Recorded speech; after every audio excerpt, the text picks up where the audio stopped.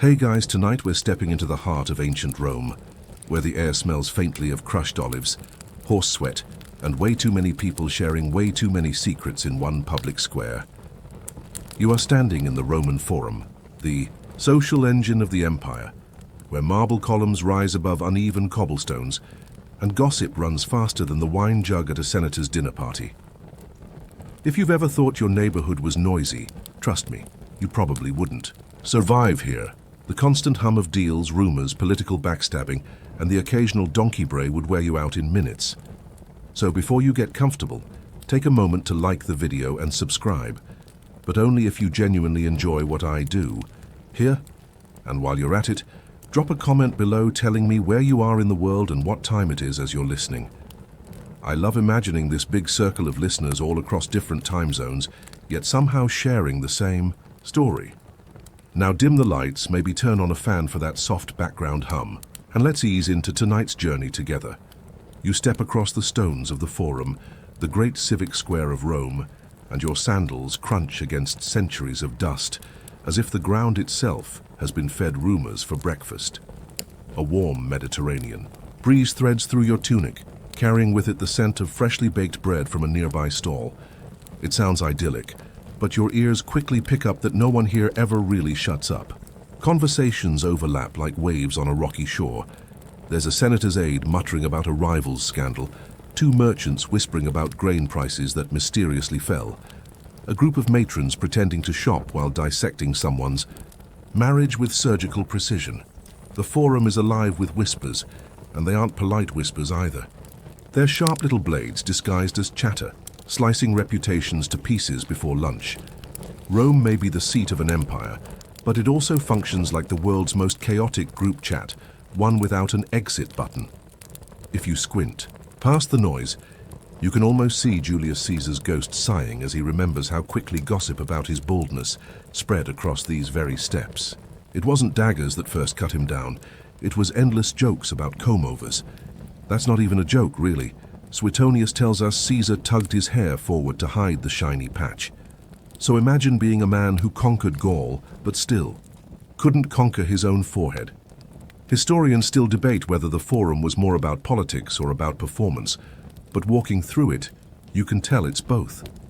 Speeches on marble platforms blend with idle talk, and every spectator seems just as invested in the rumors as in the laws.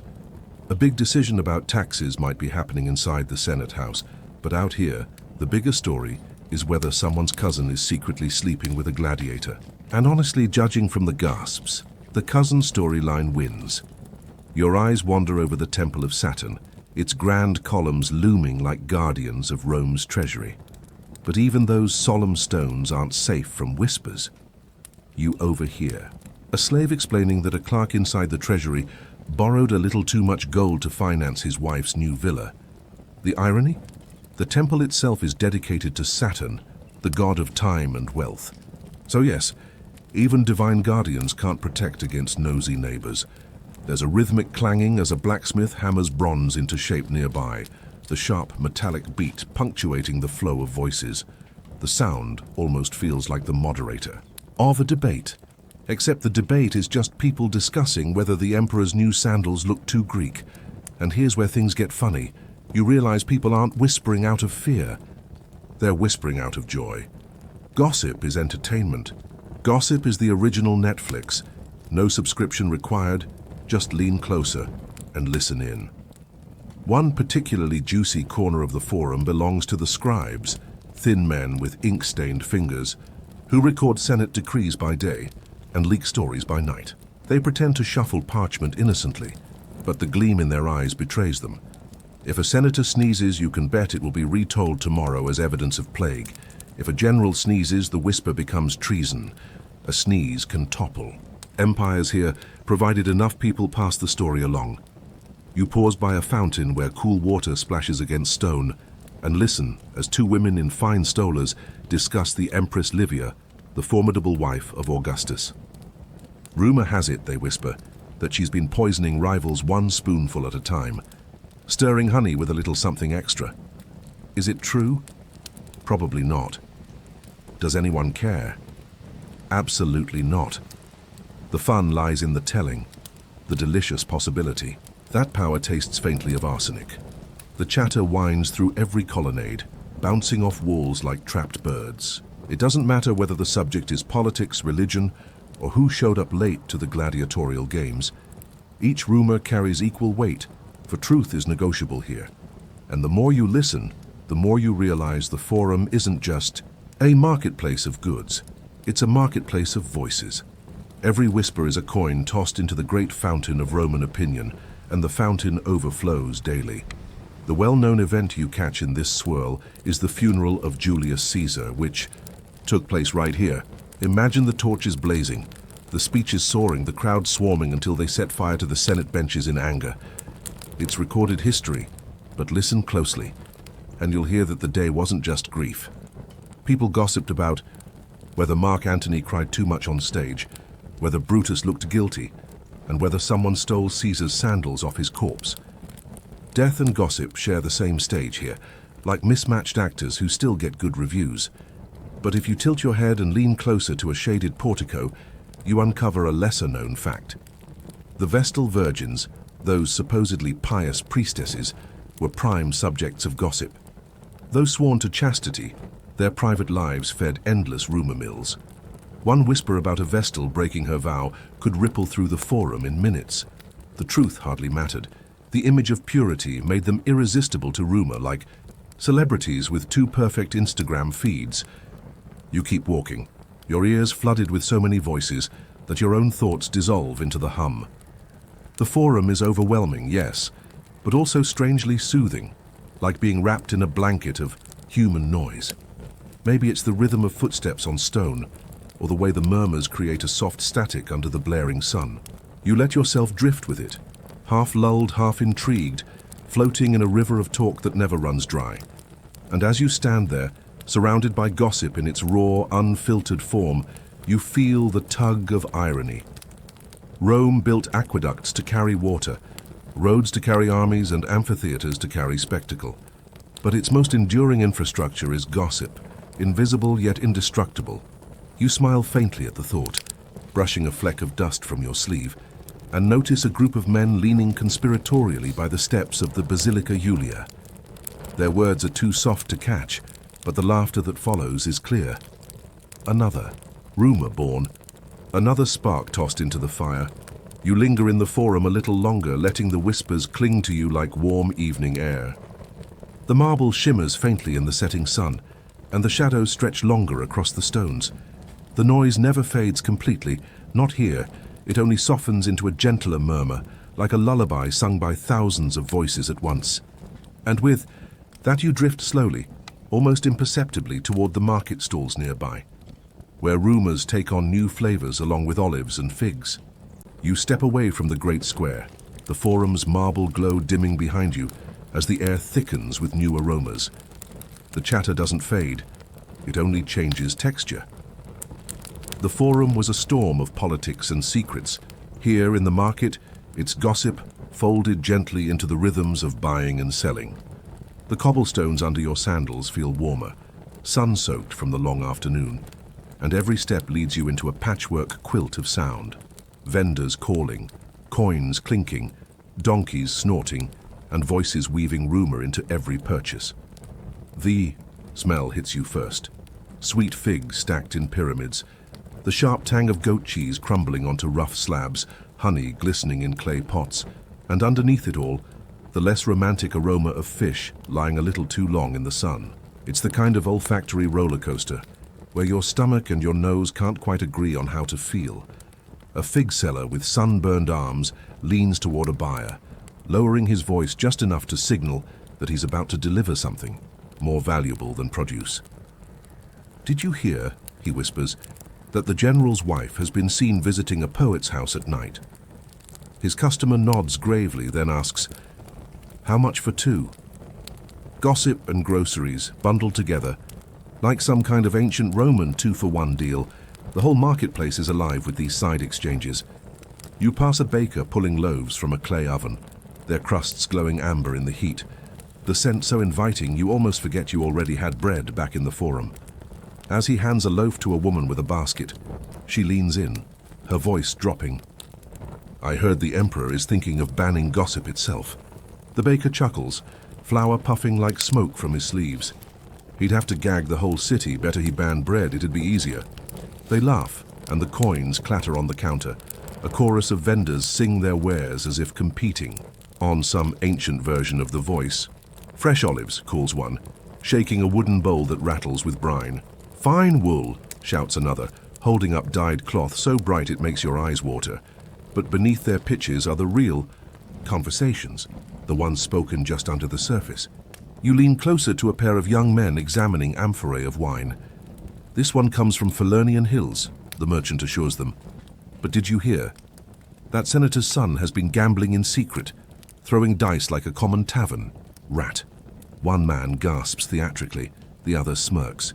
If only scandal aged as well as wine. You catch yourself smiling at the rhythm of it. Gossip isn't hidden here. It's stitched directly into the commerce like a secret seasoning added to every purchase. You buy a measure of lentils, you get a rumor about a magistrate's mistress. You buy a strip of salted pork, you hear speculation about whether the emperor's sandals were imported from Greece. It's basically shopping with bonus content, like unlocking a behind-the-scenes DVD feature. The soundscape is relentless. Coins hitting wooden counters, knives chopping herbs, a donkey braying like it just lost an argument, children chasing each other with sticky hands from stolen honey. And always, always, the murmur of voices, gossip trailing from stall to stall like smoke from a fire. You lean into one such cloud, and it warms you with its absurdity. A fishmonger swears on Neptune himself that his cousin saw a dolphin leap from the Tiber, spelling omens of rebellion. His customer blinks, unimpressed, and asks, "So, how much for this trout?" The marketplace has its own history too. You tread carefully around a cracked stone that marks where, long ago, Caesar himself once walked to inspect grain supplies. Rome's survival depended on this, feeding its people, keeping bellies full so tempers stayed calm. And yet, even then, while officials checked ledgers and measured grain, whispers slid through the stalls. The day grain riots nearly broke out. Under Augustus is still remembered. Bread was short, patience was shorter, and rumor did its best to stretch panic even further. You can almost hear it, voices buzzing with, "The grain ships have sunk," or "The emperor is hoarding supplies." A crowd can turn restless faster than dough can rise when gossip adds fuel. Historians still debate whether the market was primarily an engine of economy or an amplifier of rumor. But standing here, it feels obvious. It was both, inextricably tangled. Try to separate them, and you might as well ask a baker to sell you flour without dust. You stop near a stall hung with colorful glass beads. The merchant, a woman with hair pinned high, catches your eye. She holds up a necklace, letting it glimmer in the sun. "Fine Alexandrian glass," she says, but as she passes it into your hands, her voice drops.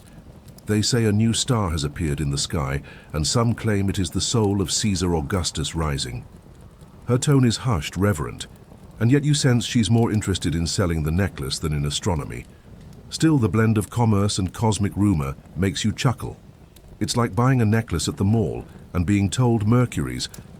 In retrograde nearby, two older men argue in whispers near a cart of olives. Their dialogue drifts to you on the breeze.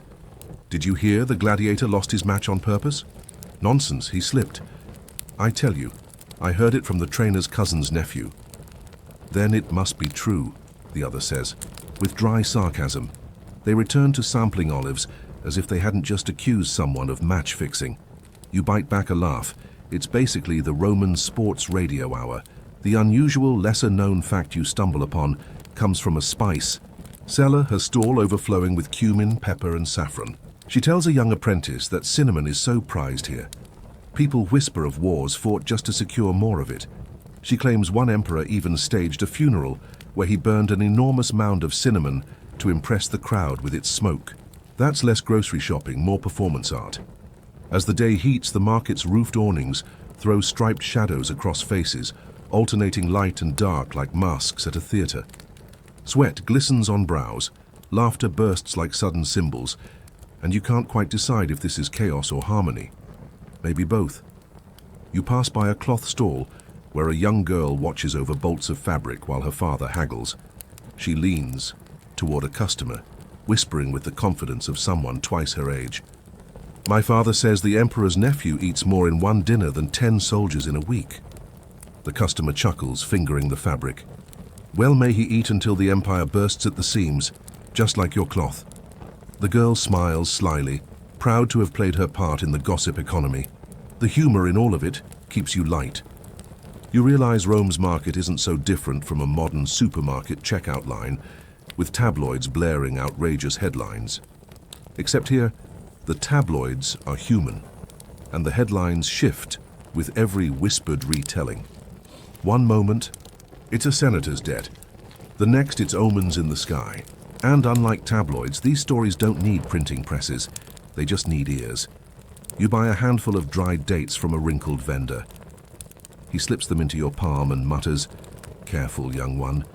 They say spies walk among us, listening." 4 dangerous words. His eyes dart nervously to the side. Whether true or not, it sends a shiver down your spine. Even here, where gossip feels playful, danger simmers under the surface. Whisper the wrong thing to the wrong ear, and your dates could come with a side order of exile. As you chew the sticky sweetness, the air fills with the clamor of closing deals. The sun sinks lower, painting everything gold. Voices rise and fall in overlapping waves, some sharp, some soft, all tangled together. The forum's grand marble might have felt overwhelming, but here in the market, gossip feels closer, warmer, like a fire you sit beside. Even if the sparks sometimes fly too near, you let the rhythm of the marketplace wash over you.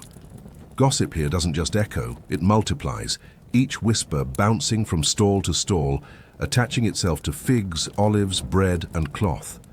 You walk slowly, unhurried, watching the way stories grow with every retelling, the way truths blur into entertainment until you can't tell which is which. Maybe it doesn't matter. Maybe that's the point. The twilight deepens and lanterns flicker to life among the stalls, glowing orange against the indigo sky. Voices drop slightly in pitch, but the gossip doesn't fade. It softens, becomes more secretive, more conspiratorial. You hear it like a lullaby made of words. Gentle, repetitive, always shifting. The marketplace is closing, but the stories are not. They will follow you into the courtyards, into the houses, into the night itself.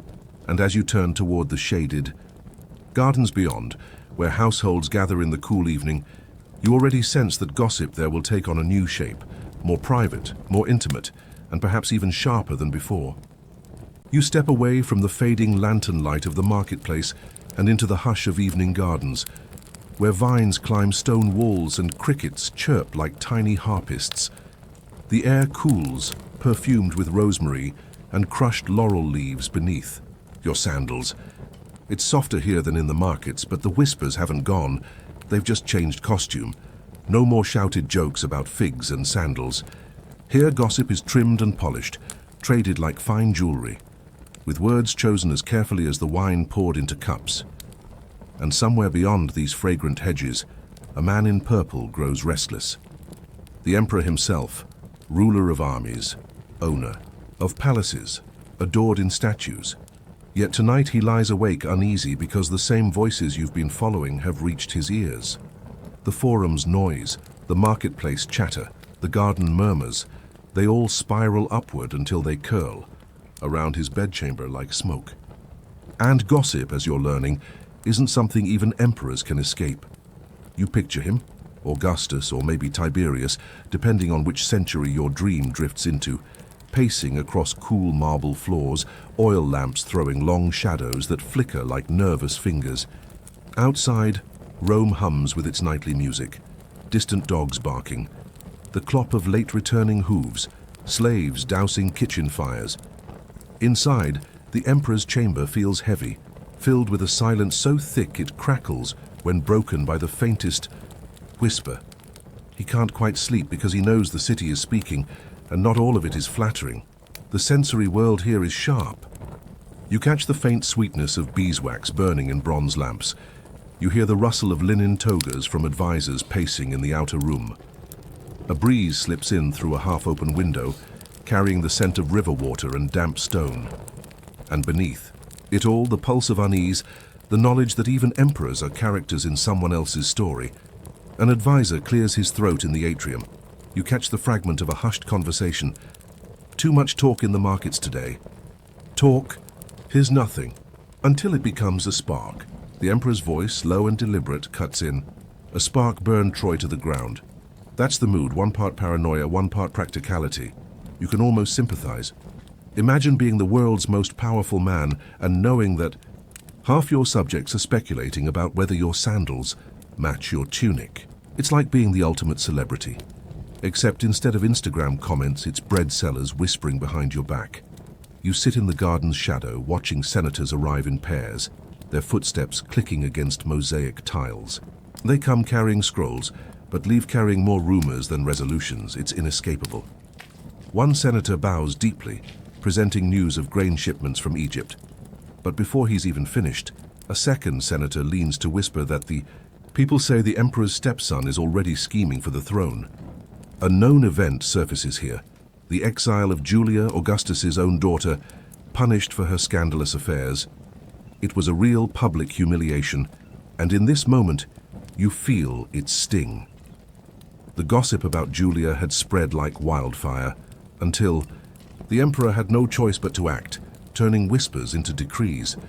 You sense the emperor's heart tightening at these stories. He knows power is fragile, not just a matter of legions and taxes, but of appearances, reputation, and trust. 1,000 swords can defend his body, but not one can shield his name from being chewed over by fig sellers and fishmongers. That's the curse of gossip. It seeps into places armies can't march. Here's a lighter, lesser-known note. Some emperors try to fight rumor with sheer absurdity. One tradition claims that Augustus occasionally planted false gossip about himself, just to see how fast it spread through Rome. Think of it as an ancient beta test for viral content. Historians still debate whether he really did this, or if the story itself is just, well, gossip. Back in the garden, the air cools further, dew settling on the grass. Fair peacock screams somewhere in the palace grounds, an eerie, human-like shriek that jolts the night. You almost laugh at how dramatic it sounds, like the bird has just overheard the latest scandal and can't keep quiet. The emperor glances toward the sound, then mutters, "Even the birds mock me." You shift closer to a fountain, the water glimmering by torchlight. The splashing offers a steady rhythm, like the background hum in a YouTube ASMR video, nature's white noise, except with marble dolphins spitting water instead of rain on rooftops. Around you, conversations tighten into hushed knots. 2 guards stationed near the door trade murmurs you catch on the breeze. They say he's planning to ban gossip outright. Ban it? He might as well try to ban breathing. Still, I'd watch my tongue tonight. The thought is almost comical. Imagine an imperial decree. By order of Caesar, thou shalt not whisper. It would go about as well as trying to outlaw cat videos today. Technically possible, socially impossible. But underneath your smirk, you feel the tension creeping closer. You notice how even here, in the heart of imperial power, words are handled. Like blades, kept sheathed in public, drawn in shadows. The emperor's unease is contagious. You find yourself lowering your voice without meaning to, as if the roses in the garden might be listening. The emperor finally steps out into the colonnade. His robe trails softly over polished stone, and he pauses to look at the night sky. You follow his gaze. The stars are sharp, scattered like spilled salt across velvet. Among them, a brighter glow stands out, the same one you heard about at the market, whispered as Augustus's soul rising. The emperor frowns. Does he believe it? Or is he haunted by how quickly the story traveled? You can't tell, but his sigh suggests both awe and irritation. He speaks aloud, perhaps to himself, perhaps to you. They love their stories more than their laws. His words drift into the night air, fragile, almost pleading. And you realize, this is the true fear. Not losing wars, but losing control of the narrative. History isn't written only in marble inscriptions. It's etched in whispers. You hear a rustling as an attendant approaches with a cup of watered wine. The emperor waves it away, restless. His hands twitch as if he'd rather be gripping a sword than enduring silence. You think of leaders today scrolling through social media at midnight, unable to sleep because of trending hashtags. Ancient Rome didn't have Twitter, but the effect was the same. The evening deepens. Oil lamps flicker lower, casting the gardens in longer shadows. Cicadas sing louder, filling the pauses between human voices. The emperor withdraws into his chamber, and for a brief moment, the palace feels hushed, almost peaceful. But you know, better. The city outside is still awake, still speaking, and while the emperor lies uneasy, the whispers will keep weaving, turning night into yet another thread of rumor. You let the cool air settle on your skin, the faint smell of myrtle and damp stone clinging to you as you drift with the gardens. Quiet. Yet even here the silence hums with hidden words, and as you move toward the households beyond the palace, you sense that gossip there, shared over dinners, whispered under lamplight, will shape itself into even sharper tools. The palace gardens fade behind you as the city reshapes itself again, this time into the shaded porticos and inner courtyards of Rome's grand senatorial houses. The hush of cicadas gives way to the softer creak of wooden doors closing against the night, to the delicate clink of silver dishes being cleared, to the trickle of fountains that seem designed less to refresh than to drown out unwanted eavesdroppers. You move through the warm air scented with grilled lamb and spiced wine, slipping into the spaces where Rome's most powerful men unlace their sandals and their tongues at the same time. Here, the atmosphere is different, less paranoia, more calculation. In the Emperor's Garden, gossip felt like a dangerous fog. Here, inside marble-clad atriums, it feels like a tool, a polished dagger hidden in a toga's fold. Senators don't shout their secrets in markets. They sip them like vintage Falernian wine, savoring the bitterness before passing it on. You settle into a corner, unseen but attentive, and the sensory details pour in. The polished mosaic floor is cool beneath your bare feet. Oil lamps glow with steady amber halos, their smoke curling into shadows painted high on the ceiling. The smell of roasted pine nuts lingers from dinner, mixed with the faint tang of wet. Wool drying by the door. From a nearby triclinium, you hear the echo of laughter, too loud, too forced, before it breaks into whispers like stage actors forgetting their lines. At one table, two senators lean close, their jeweled rings tapping, lightly against bronze cups. The people grumble about the new taxes. They always grumble. This time they compare him to Tarquin. The other man chokes slightly on his wine, coughs, then chuckles. Best not say that too loudly. The name Tarquin crackles, in the air like static. You know the story. Tarquin the Proud, last king of Rome, driven out in 509 BCE for his arrogance, which led to the birth of the Republic. To compare a living emperor to Tarquin is no small insult. It's like comparing your boss to the worst CEO in history while he's still in the building. And yet, here it is, traded in low tones over after-dinner figs. You slide past another, group reclining on couches where the gossip is more domestic. They say Piso has a new mistress, half his age. They also say she's Greek. The second senator raises his eyebrows, then she'll probably outwit him. They both laugh, though there's a nervous edge. Personal scandals are safer than political ones, but even here you sense the awareness that walls can listen. The humor strikes you. Rome's senators, draped in ivory togas, plotting the empire's fate by day, then tittering like teenagers at their sleepover by night. It's like imagining your country's parliament turning into a high school cafeteria after hours. You'd almost laugh if you weren't too busy noticing how carefully these men watch each other's reactions. In one corner, a servant brings in a platter of olives, moving silently, eyes fixed on the floor. The senators barely acknowledge him, but you catch the flicker of curiosity in the servant's glance. Everyone here listens. Gossip is not just for the elite. It drips downward like spilled wine, staining everything it touches. And yet, not all whispers stay harmless. One senator, lean and sharp-faced, lowers his voice to a near hiss. There are those who speak of restoring the Republic. The other freezes, his cup halfway to his lips. Dangerous words. More dangerous to keep silent. You feel the temperature of the room change. Not literally, but in the way shoulders tighten and voices drop another register. These are not mere jokes about mistresses or sandals. This is treason disguised as casual observation. Here's the historical weight pressing in. The conspiracy of Piso against Nero, nearly 60 years after Augustus's reign. A plot woven in salons like this, with senators muttering in lamplight, until whispers solidified into daggers. The plot failed, but its echo lives here in every cautious glance and half-swallowed phrase. For a moment, you notice the faint crack of a laurel branch outside the window. Is it just the night wind? Or a spy? Rome was famous for its informants, men who could make a fortune selling secrets.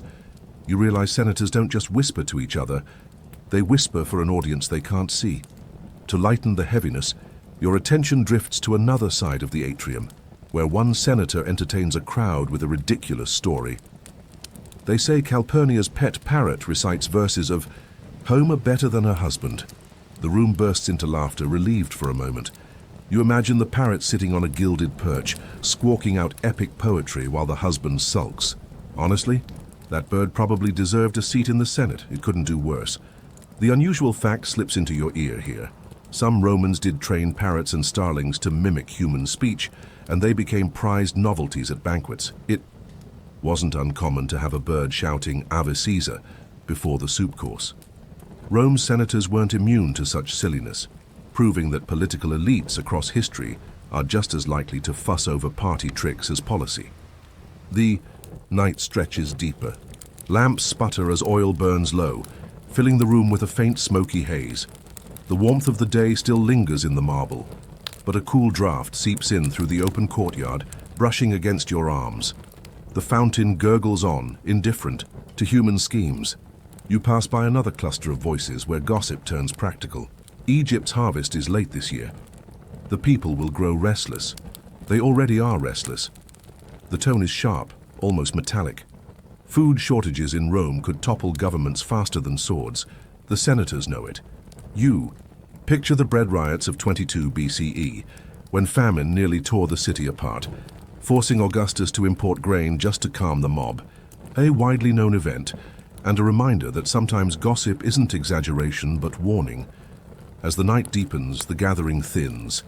Senators leave in pairs, their sandals slapping softly against stone as they slip into waiting litters. But the conversations don't end. They trail into the streets, carried by servants, overheard by drivers, repeated in taverns before sunrise. Secrets, once shared, never stay contained. One last dialogue drifts into your ears as a senator clasps another's arm by the door. We must be cautious. Caution is death, boldness is survival. They part without smiling, and you can't tell which of them will live to repeat these words. The house quiets.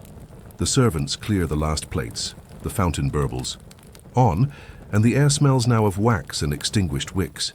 Yet you can feel the residue of the evening still pulsing, the way a room hums after music stops. Rome's senators have gone home, but their secrets linger, trailing behind them like invisible smoke. And as you follow that smoke into the winding streets, you sense where it's drifting next. Not just into other houses, but into the theaters and taverns, where whispers take on new costumes and louder voices. You drift away from the hushed halls of senators, carried along like smoke on a restless breeze, until the streets of Rome open into something looser, louder, and a little more dangerous. The marble walls of privilege give way to courtyards where the air is thick with roasting garlic, spilled wine, and the sharp tang of sweat baked into stone benches. The moon leans low over the rooftops, its pale glow competing with torchlight that sputters in iron brackets, casting shadows that sway, as if gossip itself is dancing on the walls. Here the city hums with chatter that doesn't bother to whisper.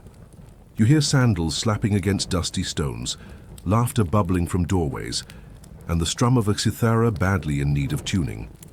It's less careful plotting, and more, everyone has something to say, and they're going to shout it over their neighbor. You probably wouldn't survive here, not because of the danger, but because after 5 minutes of non-stop Roman small talk, you'd be begging for noise-cancelling headphones. A woman carries a basket of figs past you, muttering under her breath, "The emperor is too soft on those senators." The man beside her counters, Too soft? He'll ban bread next, you'll see. Their voices rise and fall like sparrows squabbling over crumbs. You wander deeper into the courtyard, where groups gather under vine-draped pergolas. The air is warm but edged with cool night breezes that tug at linen tunics.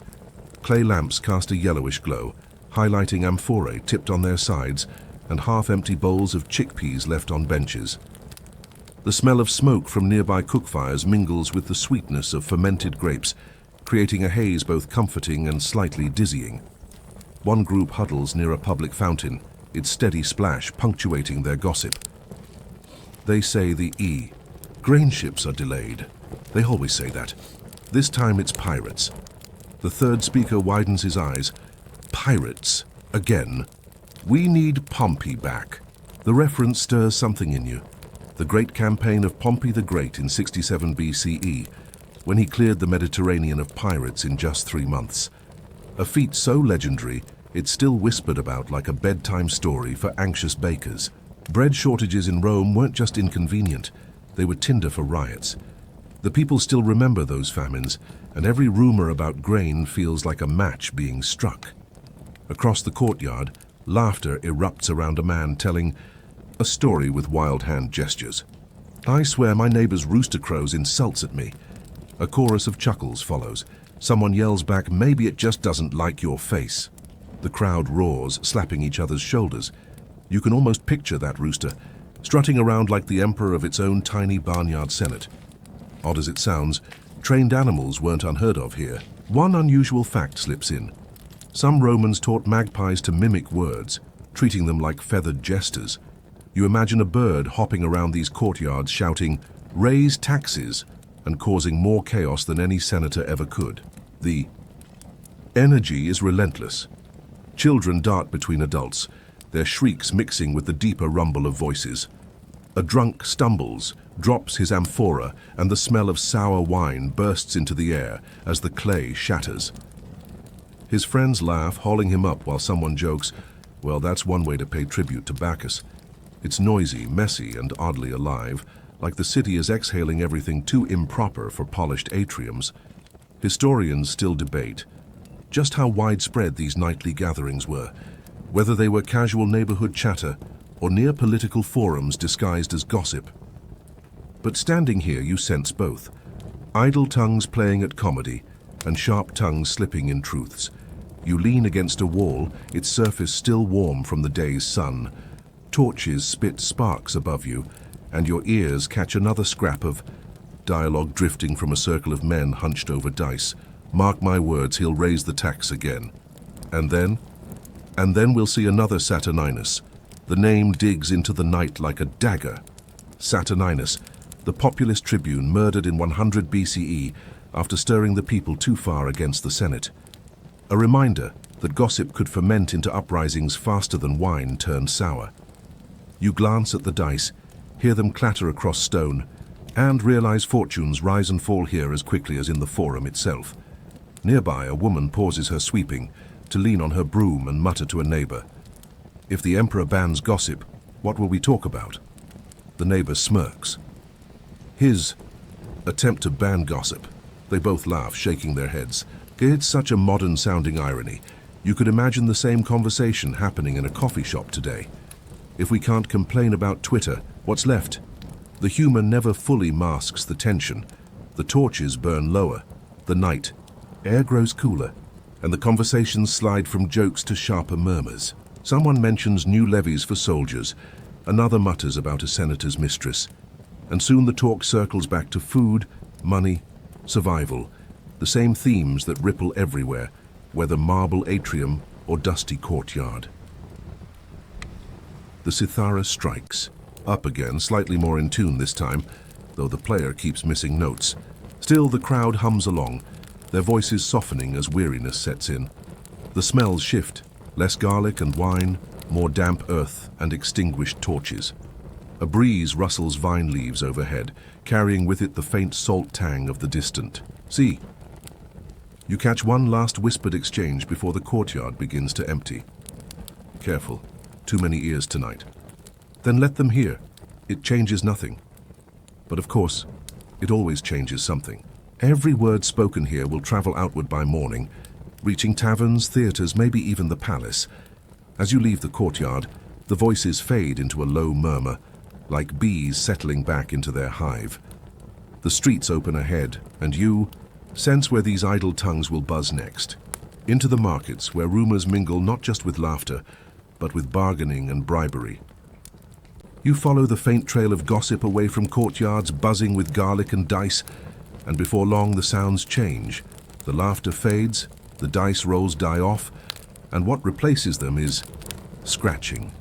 Quills dragging across wax tablets, charcoal scraping against plaster. Rome's scribblers don't shout, they etch. Every wall, every column, every wooden stall you pass seems to mutter under its breath, though the voices come not from mouths, but from ink, soot, and chalk. The alley is cooler here, shaded by overhanging beams where laundry still drips. You catch the damp scent of wool and the faint sweetness of crushed figs discarded nearby. Torchlight flickers along plaster walls covered in words, names, insults, doodles, even crude cartoons. Think of it as the Roman version of social media, except there's no delete post button. Once your neighbor scrawls that you owe him 5 denarii, congratulations, that debt lives forever in public view. You probably wouldn't survive here. One angry ex could immortalize your bad haircut in Latin for an entire generation to laugh at. So, before you get comfortable, take a moment to like the video and subscribe, but only if you genuinely enjoy what I do here. And since we're trading whispers and wall scribbles tonight, comment your location and local time below. Now dim the lights, maybe turn on a fan for that soft background hum, and let's ease into tonight's journey together. You brush your fingers along a wall, its plaster rough and still warm from the day's sun. Words leap out. Marcus loves Julia, scratched beside Julia loves anyone but Marcus. Classic. Above it, a stick figure of a gladiator waves a crooked sword. Beneath that, a more serious note in a rushed hand. Bread prices higher again. You hear someone behind you chuckle. A man in a frayed tunic leans close to the wall, muttering as he carves. Let them all know. His friend sighs. You'll get caught. And what will they do? Whitewash me? The two burst into quiet laughter, the sound mingling with the scrape of his stylus. The city breathes through these scribbles. The graffiti in Pompeii, preserved by ash centuries later, shows us everything from jokes about tavern keepers to complaints about bedbugs. Here in Rome, the writing feels fresher, urgent. You imagine someone sneaking out at dawn to erase a rival's insult, only to find 2 new ones in its place by sunset. It's petty, relentless, and strangely timeless. Tell me that doesn't sound like the comment section under a viral video. The smells shift as you move.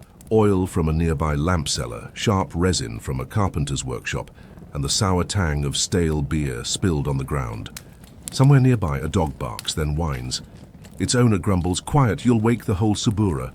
The Subura, that notorious district crammed with insulae or apartment blocks, where Rome's gossip traveled faster than fire.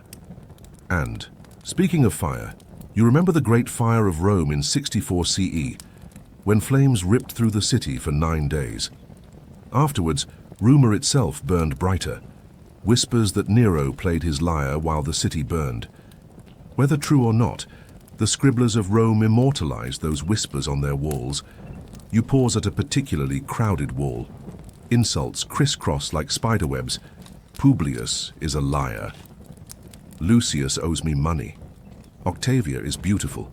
Someone has drawn a ship sails full with the words "grain ships are late again." Another hand added beneath, "because pirates eat better than us." The humor stings even now. Not all scribbles are crude. One rare fact slips in. Romans sometimes scratched verses of poetry into walls. A few lines of Virgil here, a snippet of Ovid. There, as if ordinary citizens couldn't resist flexing their literary muscles. You tilt your head and trace a faint line. Quisquis amat veniat. Let whoever loves come. Romantic, sure, but given its placement above an amphora doodle, it feels suspiciously like ancient bathroom poetry. Historians still debate whether these walls were seen as vandalism or simply tolerated as part of urban life. Standing here with the flicker of torchlight illuminating fresh words drying on plaster, It feels less like crime and more like pulse, a heartbeat scrawled in charcoal. Further down the alley, two men argue over a freshly carved line. "It says I cheat at dice." "Well, do you?" "That's not the point." You bite back a laugh. This is Yelp reviews before Yelp existed, except here, your reputation hangs on plaster, not an app you can delete. A breeze drifts through, carrying the scent of roasting chestnuts from a nearby vendor. You hear the hiss as shells split over the coals, mixing with the constant murmur of scribbles and whispers. The night feels alive, every wall telling stories whether you want them or not.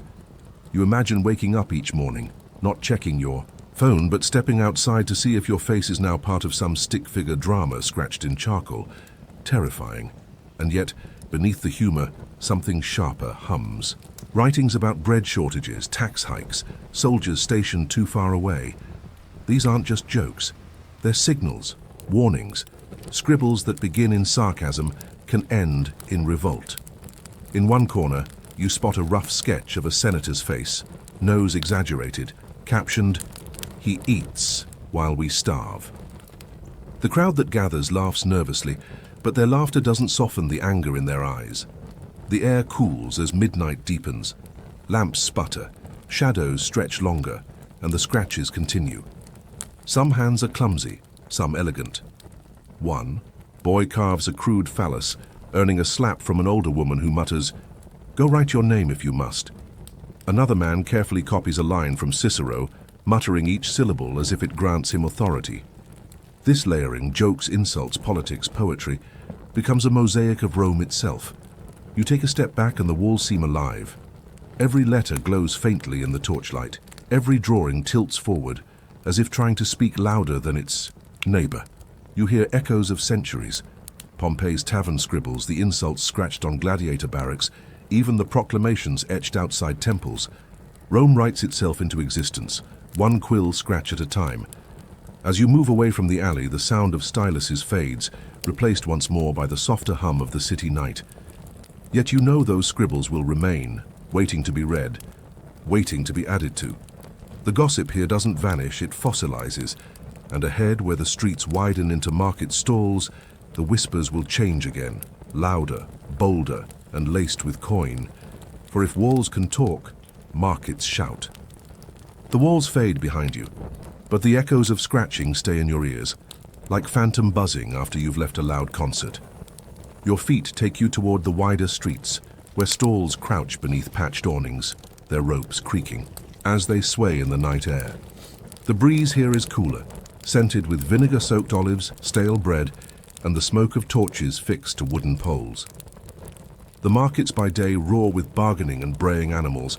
By night, they hum like a restless hive, traders still muttering over coin, neighbors whispering like conspirators, and a steady undercurrent of voices that feel both casual and dangerous. You hear it, the murmurs. Not shouts, not bold graffiti etched into stone, but a softer, slipperier thing. Words traded like contraband. You lean close to catch them. One man whispers, "The emperor fears gossip more than swords."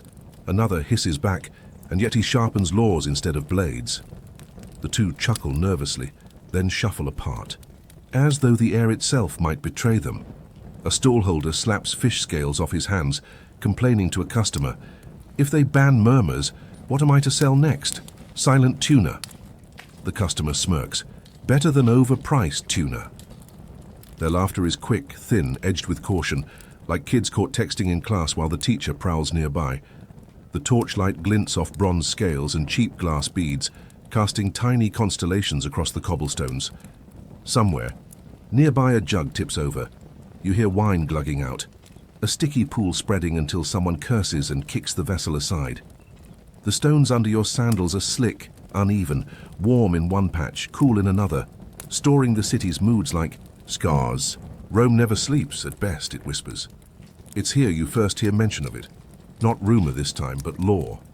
The emperor, weary of graffiti and whispers, considers a decree against slander, defamation, and the dangerous art of speaking too, freely. Imagine outlawing side-eyes and sotto voce remarks. That's like banning memes on the internet. Possible in theory, catastrophic in practice. You pause by a fruit seller, stacking bruised apples. He grumbles under his breath. Next, they'll charge a tax for words that aren't flattering. His daughter, maybe 10, laughs. Then you'll be broke, father. The man scowls but ruffles her hair, and you catch the smell of crushed apples mingling with dust.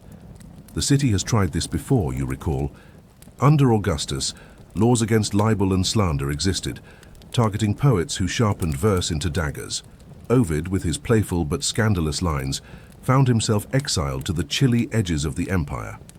And of course, centuries later, the Emperor Justinian would enforce strict punishments for gossip and slander, turning whispers into crimes. What you hear now in this torchlit market feels like an early rehearsal of that same anxiety. Control the story, control the people. Historians still debate whether such laws truly silenced Rome or merely pushed gossip into subtler forms. Judging by the hiss of whispers around you, Rome didn't go quiet. It just dropped its voice and leaned closer. You stop near a table where dice clatter. Two gamblers eye you warily, then bend close to each other. "Did you hear?" one mutters. "What?" "Someone wrote the emperor's name next to a donkey on the wall." The second bursts out laughing, then smothers it under his sleeve. "That's 10 lashes if caught." "Worth it," the first replies, grinning. The night air cools as clouds drift across the moon, plunging the market in shifting half-darkness. A stray dog noses at scraps, its ribs sharp beneath its fur, while a beggar rattles a tin cup with a rhythm that competes with murmured words. You realize the sounds. Layer-like music. Coins clinking, dice rolling, torches crackling, whispers weaving between. Rome is never silent. It is only sometimes less loud. And into this symphony creeps law. Imagine city criers announcing in the forum, "No murmurs, no whispers, no words against our leader." You'd half expect someone to raise their hand and ask, "But can we hum suspiciously?" Because really, what counts as a murmur?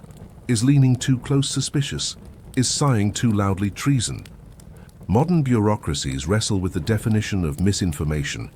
The Romans, it seems, wrestled with murmurs.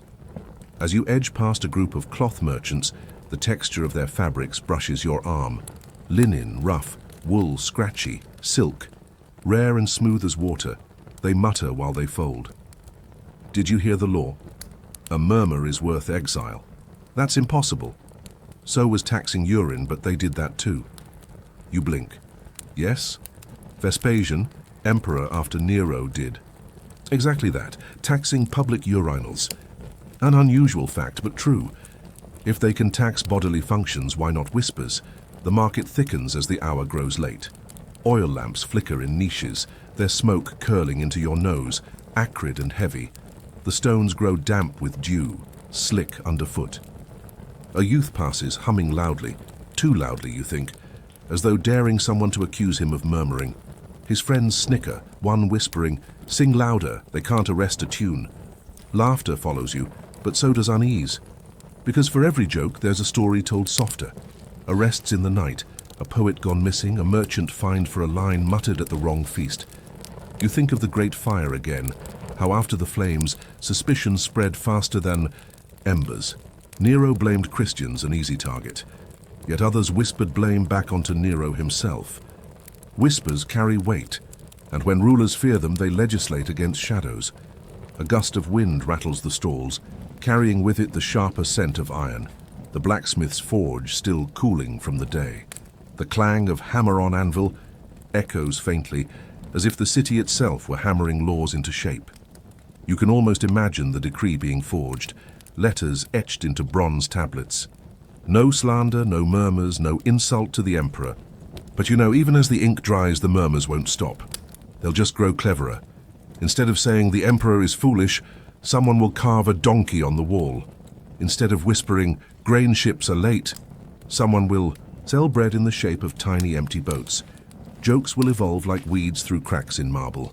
A vendor nearby leans across his table of figs, offering you one. Sticky sweetness fills your mouth as he mutters, "Careful with your words, stranger. Ears grow longer at night." His warning lingers heavier than the fig's sugar. The torches burn lower, their resinous smoke thicker now. The light patchy and amber. The market thins. Voices dropping to embers of conversation. A pair of guards stroll past, their sandals heavy on stone, their eyes sharp. Conversations pause until the guards pass, then resume with twice the caution, like ripples returning after a stone is pulled from water. You feel the law hanging in the air already, not written but rehearsed, shaping the way people speak, laugh, even breathe. A city adjusting its volume knob. And ahead, where shadows stretch longer and the sound of coins grows sharper, you sense the murmurs hardening into trade, where words themselves will be bought, sold, and weighed like silver. The market begins to thin, shadows stretching long across the cobblestones as torches gutter and crackle. The murmurs you've been following don't disappear, they shift. The voices turn from banter over olives and dice toward something quieter, steadier and far more deliberate. You trace the sound down a side street, where the air cools and the smell changes. No longer figs and smoke, but ink, beeswax, and the faint musk of scraped parchment. You're no longer in the stalls of sellers and gamblers. You've stumbled into the domain of the scribes. The light is different here too. Instead of blazing torches, you see smaller lamps, their flames flickering like patient fireflies. The glow spills across narrow desks, illuminating hunched shoulders and bent heads. The scratch of styluses on wax tablets mingles with the whisper of quills across papyrus. It's quieter than the markets, yet not silent, an atmosphere like a library after hours, except with more toga hems dragging through ink. You hear one scribe sigh, dipping his quill again, muttering, "Why do they always dictate faster than I can write?" His colleague chuckles softly. "Be glad they don't ask you to draw their noses. That's the artist's curse." Their laughter is muffled, the kind of low relief you might hear in an office where someone's been staring at spreadsheets for 12 hours straight. The room smells of oil and glue with a hint of mildew where scrolls are stacked in bundles. Your eyes catch tiny details, scraps of parchment curling like autumn leaves, sponges used to blot mistakes, pots of soot black, ink that stain fingertips darker than coal. A candle drips onto a half-finished copy, smudging letters until they look like they've been crying. You think, ancient autocorrect. Except you can't hit backspace, you just get wax blobs and curses. These scribes aren't idle poets, they're the machinery behind power. What begins in the markets as rumor eventually passes through their hands, recorded, edited, and multiplied. And here lies the irony. While emperors threaten to outlaw murmurs, they need these very scribes to trap words in ink, preserving both laws and gossip alike. One of the scribes waves his hand impatiently, blowing on a drying script. "If they fine us for whispers," he mutters. "What of words written down?" His neighbor shrugs. "Then perhaps we will invent invisible ink." They both laugh, though you sense the tension under the joke. After all, scribes lived on the edge, serving power, but dangerously close to recording thoughts that might later be considered treason. Your ears pick up another voice, higher pitched, chanting softly as he copies, "A law against murmurs, a law against slander, a law against insult." The repetition has the rhythm of prayer, but the tone of exhaustion. You realize these men are producing multiple copies of decrees, propaganda, and complaints, turning single utterances into permanence. Rome believed in stone for monuments, but for daily power. Ink. The air feels heavier the longer you stand there, thick with wax smoke and old parchment. You run your fingers over a desk, the wood smooth in some places, scarred in others. It's warm where the lamp burns close, cool where shadows stretch. Outside, the street air was restless. Here it's cloistered, like stepping into the hum. Of bees, focused, relentless. You can't help but notice how scribes mirror modern office workers.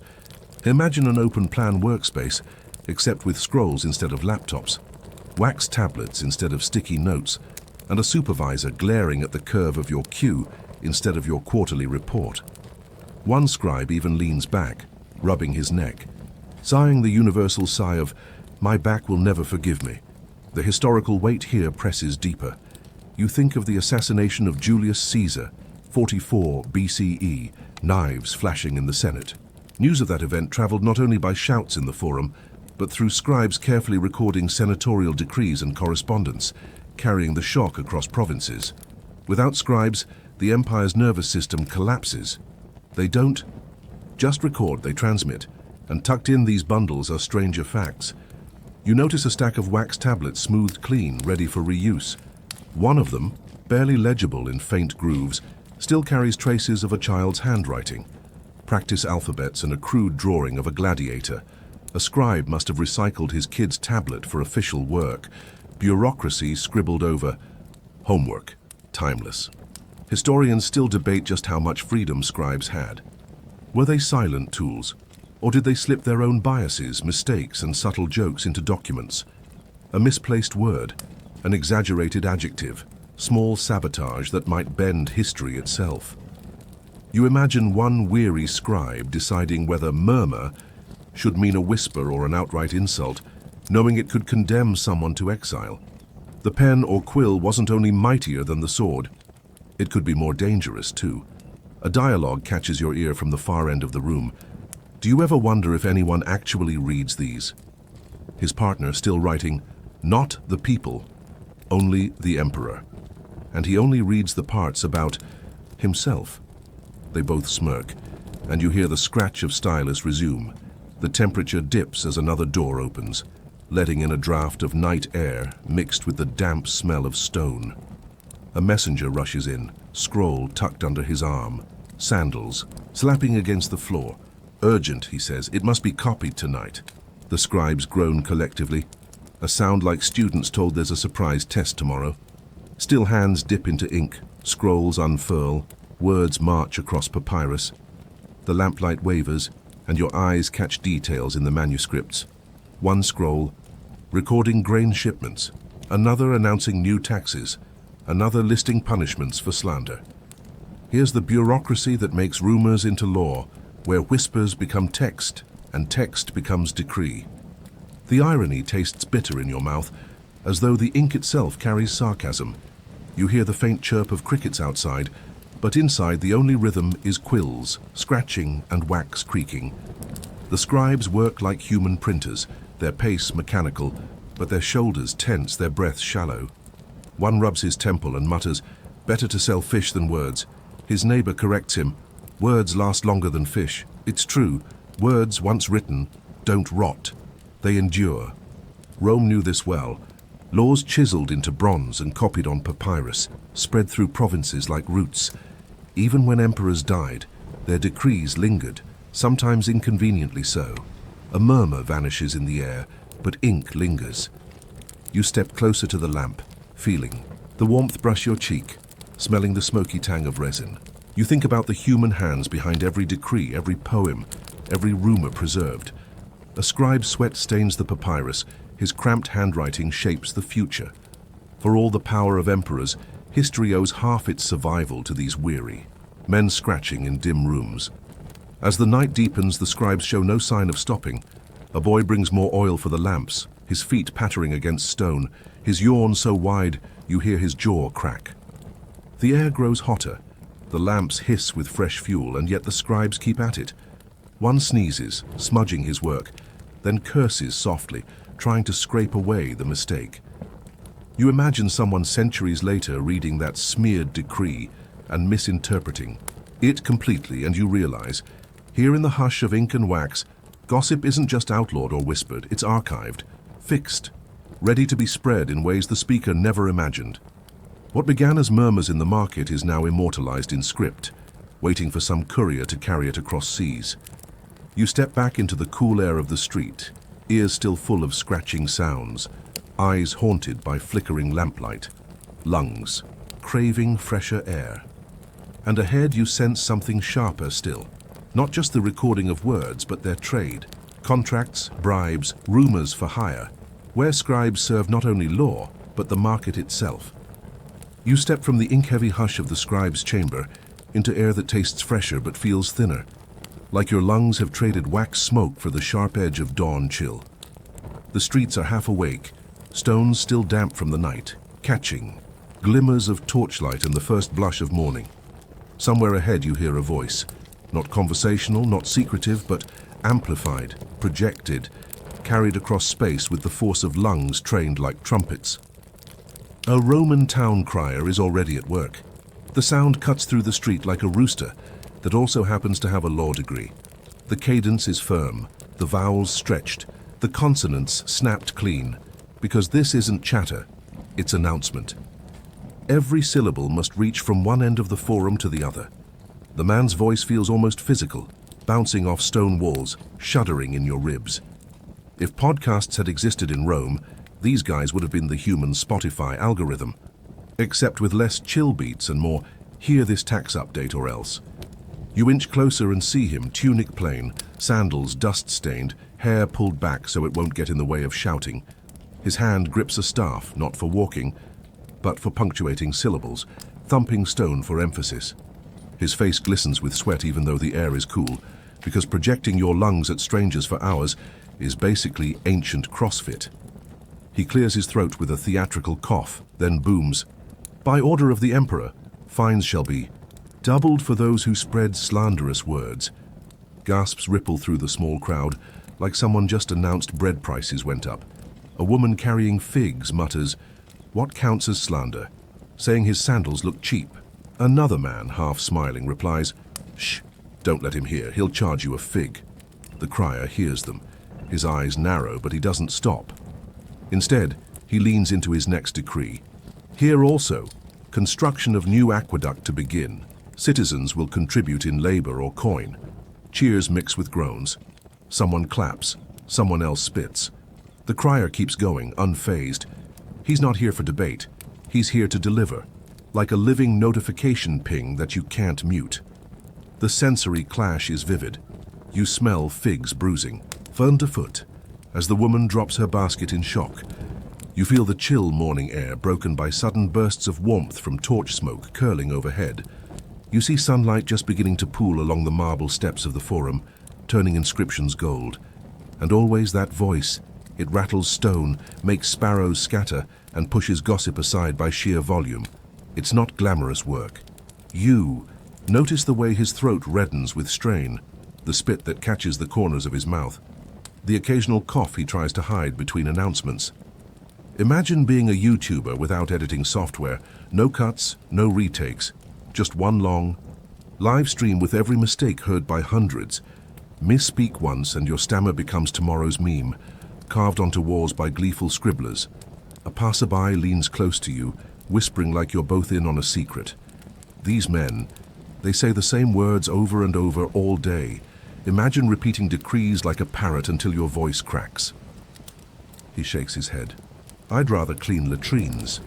You almost agree, at least latrines don't judge your pronunciation, but town criers had more than sore throats to worry about. One lesser-known fact. Some were held legally responsible if they misdelivered imperial words. Get a law wrong and it wasn't oops typo, it was punishment. Rome could forgive bad grammar in graffiti, but not in official announcements. That staff he carries, it's not just for emphasis. It reminds people that his authority comes directly from higher power, and reminds him that if he falters, he's replaceable. Historians still debate whether criers memorized entire decrees or read from scrolls in hand. Here you see one unroll, a papyrus, his fingers trembling slightly as he tries to keep the lines straight in morning wind. His lips move silently before he shouts again, rehearsing each syllable like an actor terrified of forgetting his lines on stage. It's live theatre, except the reviews come in the form of heckling vendors and the occasional rotten olive tossed your way. A boy darts by, laughing, and shouts mockingly in a shrill imitation of the crier's voice. By order of the Emperor, eat. Your porridge. The crowd chuckles, but the crier doesn't. He fixes the boy with a stare so sharp it could engrave marble. The boy vanishes behind a cart, still giggling.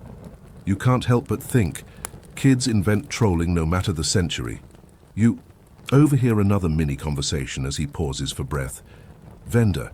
If I had his lungs, I'd sell fish to half the empire. Customer. If I had his lungs, I'd still rather not. They share a laugh before the crier resumes, his voice crushing over them like a wave. You sense how announcements transform public spaces. Yesterday, this square was a market full of gossip. Today, it's a theater of obedience. A single man's lungs turns scattered citizens into an audience. The weight of empire travels not only through legions, but through air, word by vibrating word. Think of famous events, the eruption of Vesuvius in 79 CE. News of the disaster spread slowly by foot and scroll, but in towns nearby, criers carried warnings, updates, lists of the missing. Their voices became the thread, stitching together panic, prayer, and policy. Imagine bellowing about ash clouds while trying not to breathe them in. The longer you linger, the more you notice the crier's exhaustion. Sweat dampens his collar, his sandals shift restlessly. The staff thumps grow softer, slower. His throat sounds raw, rasping at the edges.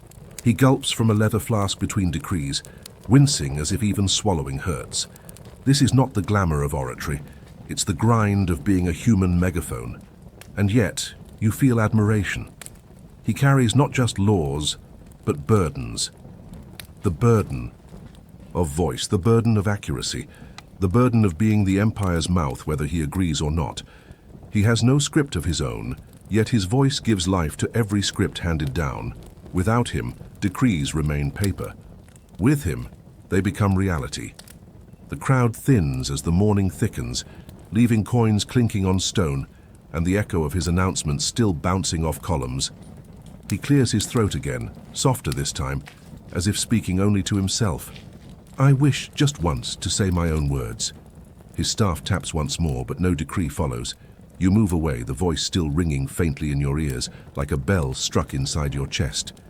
And you sense that beyond criers and scribes, beyond whispers and shouts lies another realm, where words are no longer just heard or written, but bartered outright, negotiated like goods in a marketplace. You peel yourself away from the fading echoes of the town crier, and Rome's streets usher you into another rhythm. The air thickens with roasting meat and sour wine, with smoke curling from clay lamps as dusk spreads its lazy shadow. The stones, underfoot, are warm from the day's heat, though the night's chill is already nibbling at your ankles. And then you hear it. Not a decree, not a whisper, but laughter. Laughter spilling out of wooden doors left half open, laughter that smacks, against walls and skips, across cobbles like pebbles flicked at a pond. The tavern is a living heartbeat in the bones of the city. Its light glows amber, uneven, leaking through the cracks in shutters and seams of the doorway. The smell is overwhelming in a good-bad way. Charred goat fat sizzling, sour wine sloshed too many times, sweat soaked into tunics that haven't met soap in months, and an undertone of something herbal, mint or fennel. Someone tried to use as deodorant and failed spectacularly. You push through the entrance, and immediately the air hits you like walking into a sauna made by people who don't understand ventilation. The sound is relentless. Dice clatter against wooden tables, cups slam. A man coughs so hard you wonder if he just invented tuberculosis early, and over it all that laughter, loud, defiant, unbothered by emperors or laws. Another round. A man shouts, pounding his fist, his cheeks flushed crimson with cheap Falernian wine. His companion waves at the innkeeper like a man hailing a chariot mid-race. The innkeeper, grumbling, pours anyway. Coins jingle into a cup, and suddenly you realize here words themselves are traded too. Your story earns you wine. A joke saves you from paying for bread and gossip. Oh, gossip flows thicker than the drink. You sit at a corner bench, the wood sticky with spilled liquid, and watch. A group of soldiers, their armor unbuckled and piled, like forgotten laundry, lean in over their cups. One tells a story about marching to Gaul, his voice animated, his hand carving shapes in the air. He gets the river wrong and his friend corrects him, laughing so hard his wine sprays across the table. They're not worried about accuracy. This is entertainment, not history class. Think of it as Rome's version of a late-night comedy show, except instead of Netflix, you have a man with a scar over his lip and a really bad singing voice. The tavern hums with the warmth of rebellion, not sword and shield rebellion, but the softer kind, people making fun of decrees. Someone imitates the town crier from earlier, raising his voice into a nasal squeak. By order of the emperor, pick up your sandals, they are too loud. The table erupts, men wheezing, women snorting into their cups. For a moment, imperial. Authority is reduced to a punchline. One woman, hair plaited with little bronze pins, leans close to you, whispering, "They can ban gossip in the markets, but here gossip is the only currency." She smirks, then shouts across the table, "Tell him about the senator and the donkey." Groans and cheers overlap. A heavy-set man begins, "So the senator tries to mount," but he can't finish because laughter explodes before the punchline. You never learn the joke. You realize the laughter was the joke. The sensory chaos is rich. Heat sticks to your skin. Oil lamps flicker shadows across the ceiling beams, making the rafters dance like drunk acrobats. You smell honeyed nuts roasting. Near the doorway, sweet and sharp, almost masking the sweat. A dog curls under one table, snapping up crumbs with soft crunches. A lute plucks unevenly in the corner, half music, half mistake, but nobody minds. And between the laughter, the gossip sharpens. A soldier mutters that grain ships from Egypt are late. A merchant swears a certain senator has been pocketing temple donations. A freedwoman tells her table she saw a general staggering out of a brothel at dawn. Each story earns nods, groans, or laughter, traded as freely as coins. Here, the empire's lifeblood isn't marble or steel, it's rumor passed. From mouth to mouth with wine-stained lips. "Do you believe it?" You whisper to a man beside you. He shrugs. "Believe? Doesn't matter, it's funny." "But what if it's true?" He grins, showing a missing tooth. "Then it's funnier." Historians still debate whether Roman taverns were primarily dens of drunken chaos or genuine centers of political talk. But sitting here, the line blurs. Jokes slide into truths, truths back into jokes. A decree that felt heavy in the morning is now fodder for comedy. And somewhere in the crowd, a scribe's nephew might be listening, ready to copy tonight's laughter into tomorrow's scandal. Think of famous history, Julius Caesar crossing the Rubicon. You'd imagine it as a solemn act of defiance, but you hear a man here joke. Caesar crossed the Rubicon just to find a decent tavern. Everyone roars. The river becomes a punchline, stripped of grandeur, turned into tavern banter. That's power too, to take what's monumental and laugh it into something small enough to sip with wine. A lesser-known fact. Many taverns had chalkboards outside where menus were written, but customers also used them to scribble insults or jokes about officials. Walk past a bar and you might read, "The wine is weak, but the senator is weaker." Imperfect handwriting, eternal comedy. You realize taverns were part Yelp review, part Twitter thread, part Saturday Night Live, all rolled into one minus Wi-Fi and plus fleas. At the table next to you, a dice game heats up. A man loses badly and slams the table. His friend grins and says, "You've lost your coin, your pride, and now your wife will find out." The loser groans, burying his head. Everyone howls. This isn't cruelty, it's community. The laughter stitches them together, even in mockery. 3 jokes.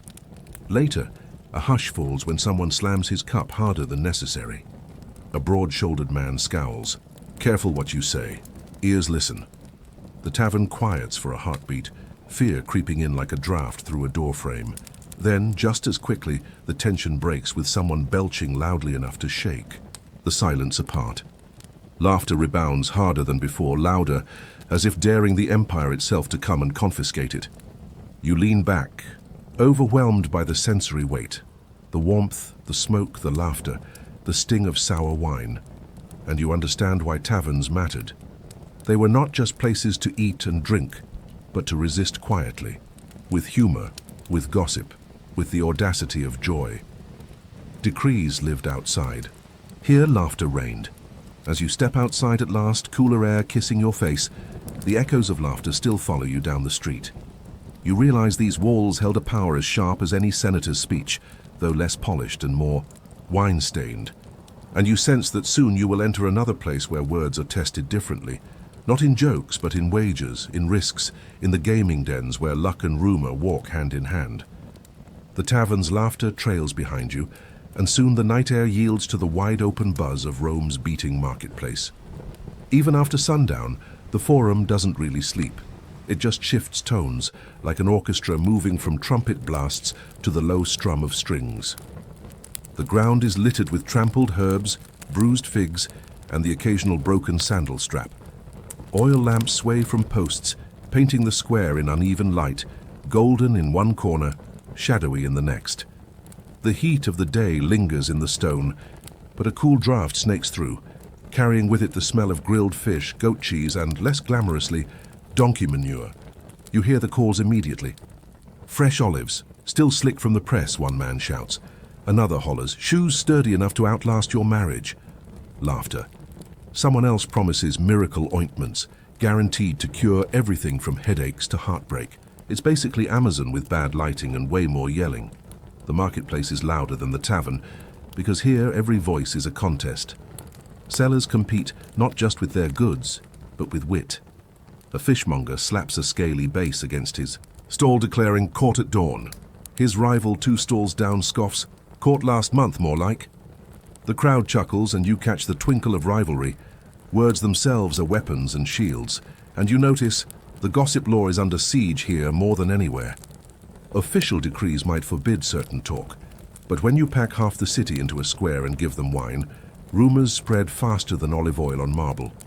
A woman at one stall leans over and whispers to her customer, "They say the grain from Egypt is stuck in storms. Prices will soar." Her words aren't just idle chatter. They ripple out, and suddenly you hear men muttering about stocking up, women clutching their baskets tighter. Gossip here isn't just entertainment, it's economic warfare. You stop at a stall selling honey cakes, their glaze catching the lamplight like jewels. The baker grins at you and leans in. "First one's free if you tell me what you've heard." "What I've heard?" you repeat. "Yes," he smirks. "A joke, a rumor, a scandal, payment by tongue." You laugh nervously but realize he's serious. Here, words are a literal currency. Next to you, a senator's servant haggles, loudly for olive oil. A passerby mutters, not quietly enough, "Funny, isn't it, that his master eats while the people starve?" The servant flushes red, the crowd snickers, and for a moment, the law against slander feels like parchment ashes, burned up by the spark of sarcasm. A stall of dice players gathers a small audience. One man throws, curses, and blames Fortuna herself. Another laughs, "Fortuna, she's with my wife tonight." The crowd erupts, and suddenly jokes shift to whispers. "They say a senator bribed Fortuna with gold last week. Look at him winning. Trials walking free." Laughter turns into suspicion, suspicion into shared indignation. It's remarkable how quickly comedy mutates into critique. Historians still debate whether marketplaces were tolerated as social safety valves, places where the people could vent without causing riots, or whether officials genuinely feared the hum of rumor. But listening here, you suspect the latter. A well-known story echoes through the stalls, the assassination of Julius Caesar. Vendors twist it into humor. One man sells daggers, shouting, "Buy one and get 15 friends to stab you for free." The crowd howls, though a few glance nervously toward patrolling guards. Even a famous event becomes marketplace satire, its solemnity carved into bite-sized jokes. And then you stumble into something stranger, a stall that sells amulets shaped like ears. The seller explains, "Hang this in your home and it will catch gossip before it leaves your lips." A practical joke perhaps, but also a wink at the law. People laugh, buy them, and wear them dangling like earrings. Imagine if Etsy sold wiretaps marketed as jewelry. Same vibe. You wander deeper and the sensory tide only thickens. The smell of roasting chestnuts mixes with leather, with sweat, with wet stone. Torches sputter in the breeze, sparks leaping. The hum of trade blends with clinking coins, goat hooves, and the sing-song chant of a fruit seller balancing figs on his head. Every sense is overloaded, as if the market is Rome itself condensed into 1 square mile of chaos. You pause near a cloth stall where 2 women argue, "This purple dye isn't true Tyrian." "It is! Smell it!" They both lean in, inhaling. Fiercely then burst into laughter because it smells like vinegar. Even scams are soaked in comedy here. Yet beneath the laughter is tension. A patrol of guards moves through, their bronze glinting in lamplight. The square stiffens, voices drop, and for a heartbeat the gossip seems to vanish. Then, as soon as the guards pass, whispers rush back in like a tide. Faster, louder, bolder. One merchant jokes to his neighbor, Careful, or they'll tax our tongues next. Too late, the neighbor replies. My wife's been taxing. Mine for years. The crowd cracks up and the guards pretend not to hear. Perhaps even they know resistance by humor can't be stamped out with spears. And there's another lesser-known fact. Roman marketplaces often hired criers themselves. Not imperial ones, but locals shouting about prices, deals, and lost property. Sometimes these voices competed with official announcements, creating a literal clash of words in the air. Imagine trying to hear a presidential address while someone next to you yells, 2 chickens for a denarius. The marketplace made. Laws feel diluted, drowned in noise.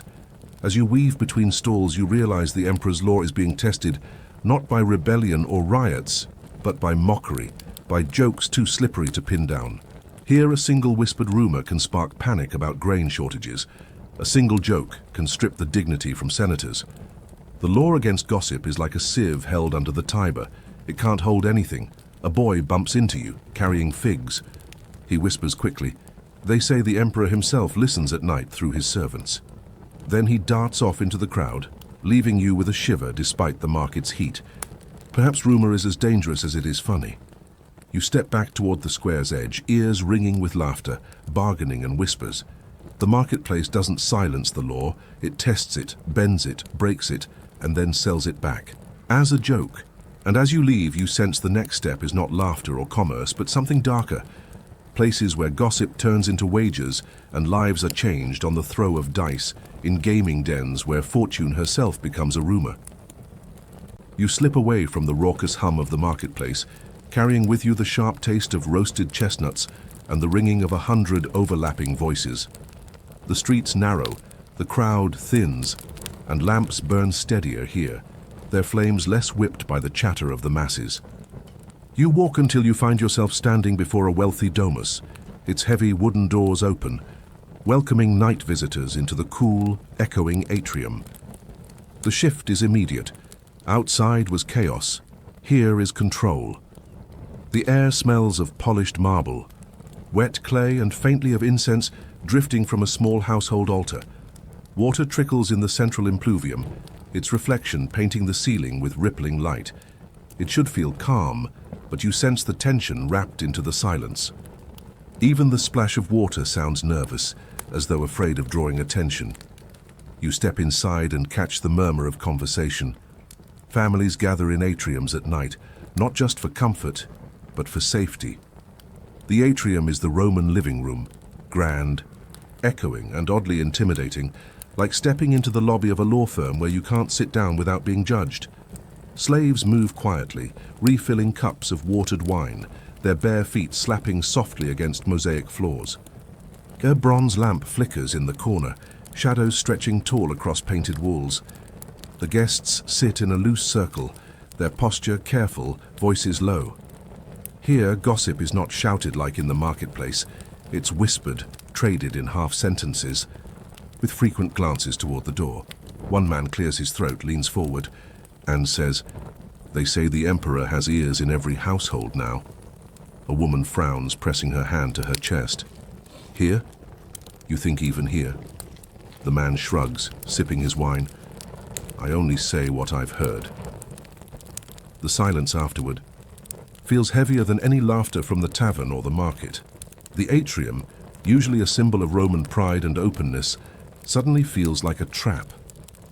Romans designed these spaces so that the door opened directly into the main hall, no privacy, everything visible. Guests, clients, strangers could see wealth displayed in floor mosaics, ancestor masks, and painted frescoes. But tonight, those same open walls make the room feel exposed, vulnerable, like gossip itself could slip through the cracks. You notice details that sharpen the unease. The air is cooler here than in the market, yet sweat beads on foreheads. The polished bronze. Vessels reflect lamplight too clearly, as if mocking every nervous twitch. Somewhere outside, a dog barks and everyone in the room stiffens. A young man dares a joke, though his voice trembles. Well, if the emperor truly has ears everywhere, perhaps he should sell them in the market next to the amulets. A few smiles flicker, quickly extinguished. Humor here doesn't burst out, it tiptoes in, afraid of being overheard. You recall that in Roman history, household fears weren't unfounded. After the Great Fire of 64 CE, Emperor Nero blamed the Christians, sparking brutal persecution. Imagine being whispered about then, how one careless rumor could mean chains, trial, or worse. The atrium, a place of family and lineage, became a chamber where fear was passed down like heirlooms. And here's a lesser-known fact. Some Roman families kept wax masks of their ancestors displayed in cupboards or hung in the atrium. In times of suspicion, people believed those faces watched over the living, silent witnesses to every conversation. You glance at one now, its waxy eyes glinting in the lamplight, and the thought is chilling. Are you speaking under the gaze of the dead too? The evening wears on, and the whispers shift like currents in the impluvium pool. One woman insists grain ships are delayed because of storms. Another counters that storms are just excuses. Corruption is to blame. A man adds that the emperor himself profits by hoarding grain. Every rumor is passed like a hot coal. No one holds it too long. Historians still debate how much of this kind of household talk ever reached imperial ears. Were spies truly everywhere? Or did the fear itself do the emperor's work, silencing people before truth could even surface? Your ears catch fragments, like pieces of a broken amphora. Senator's mistress. New tax on salt. Someone. Vanished after the games. Each sentence feels incomplete, as though everyone is too afraid to finish their thought. You sip watered wine offered by a servant. It tastes thin, almost sour. But the act of drinking gives you cover, something to do while you listen. The smell of beeswax drifts from the lamps, mingling with the faint must of damp stone. Somewhere, water drips steadily. The rhythm is slow, like a heartbeat you can't ignore.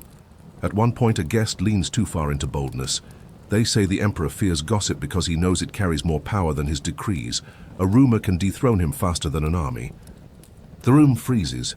His wife's hand flies to his arm. "Quiet," she hisses. "Do you want us all dragged out?" The man swallows, stares into his wine, and says no more. It hits you that fear here isn't just about punishment. It's about contagion. Words spread like illness, and one reckless statement can infect a whole household, and yet strangely, there is intimacy in this tension. Families sit closer, voices dip softer, candles glow warmer. It feels like being inside a secret pact, where everyone agrees. We are afraid together. Modern comparison? Like when the Wi-Fi goes down, and suddenly an entire family has no choice but to actually talk to each other. Terrifying but also weirdly bonding. Outside, the noises of Rome continue. Vendors shouting their last offers, the clop of hooves, the murmur of distant songs. Inside, every sound feels magnified. The creak of a chair, the cough of an elder, the clink of a cup. It's an ASMR nightmare. Too sharp, too present, nothing you can mute. Later, as lamps burn lower, the host himself speaks. He is older, his toga draped carefully, his voice calm but deliberate. Remember this. Walls hear, servants repeat, and shadows carry words farther than you think. If you must speak, speak in riddles. If you must laugh, laugh softly. A ripple of agreement passes. The atrium feels less like a living room now and more like a courtroom, with invisible judges lingering in the air. And you realize this is how fear reshapes architecture itself. What was meant to be a space of openness becomes a stage for secrecy. The same fountain that reflected family pride now reflects the worry etched in every guest's face. The night winds down. Guests make excuses, early errands, children waiting, sudden fatigue. One by one they leave with polite bows, but their eyes dart constantly toward the doorway. You can almost hear their thoughts. Did I say too much? Was I overheard? When the atrium finally empties, the silence doesn't bring relief. It feels heavier, like the house itself is holding on to every word spoken, keeping them alive in its walls. You glance once more at the ancestor masks. Their blank stares seem almost satisfied, as though gossip and fear are exactly what they were meant to guard. You step out into the cooler night, the city air brushing your skin like a warning. Behind you, the atrium closes its doors, sealing whispers inside. Ahead, Rome hums restlessly, and you sense the next place will not be restrained by silence or whispers, but will gamble openly with danger. The gaming dens, where rumor stops. Being hidden fear and becomes reckless currency on the roll of dice. You slip from the hushed atrium into streets that feel sharper, leaner, as if the city itself has tightened its belt for the night. Rome's grand avenues are never far away, but you find yourself funneled into a narrow alley, the kind where walls lean inward like conspirators pressing their ears together. The air is cooler here, touched by the tang of damp stone and something acrid, garbage that hasn't yet been carted off. Shadows stretch long between sputtering oil lamps mounted high, their flames fighting against a breeze that smells faintly of fish and smoke. Here, whispers don't die out in fear like they did in the atrium. Here, whispers multiply. They cling to corners, trade hands, dart from one mouth to another. And you start to realize in alleys like these, rumors don't just live. They're hunted, captured, and sold. Your ears pick up footsteps behind you. Too light for a soldier, too careful for a drunk. A voice calls out softly, almost conversational. Fine night, isn't it? Perfect for losing one's tongue. You whirl slightly, but the speaker has already melted into a doorway, nothing left but the hint of movement. The city is suddenly alive with watchers. Rome's alleys are notorious for more than pickpockets. They're where spies, delatores, the emperor's informants, make their money. Unlike the polished atrium, here you can smell desperation on the air like sweat mixed with vinegar. One slip of the tongue could buy someone's dinner or their new sandals. Or, more likely, a reward from imperial officials eager to prove their loyalty. You pass a group of men crouched around a dice game, knuckles white as they toss knucklebones onto the dirt. The dice clatter, sharp as cracking teeth. Between turns, their talk slips into the kind of gossip that feels too bold for daylight.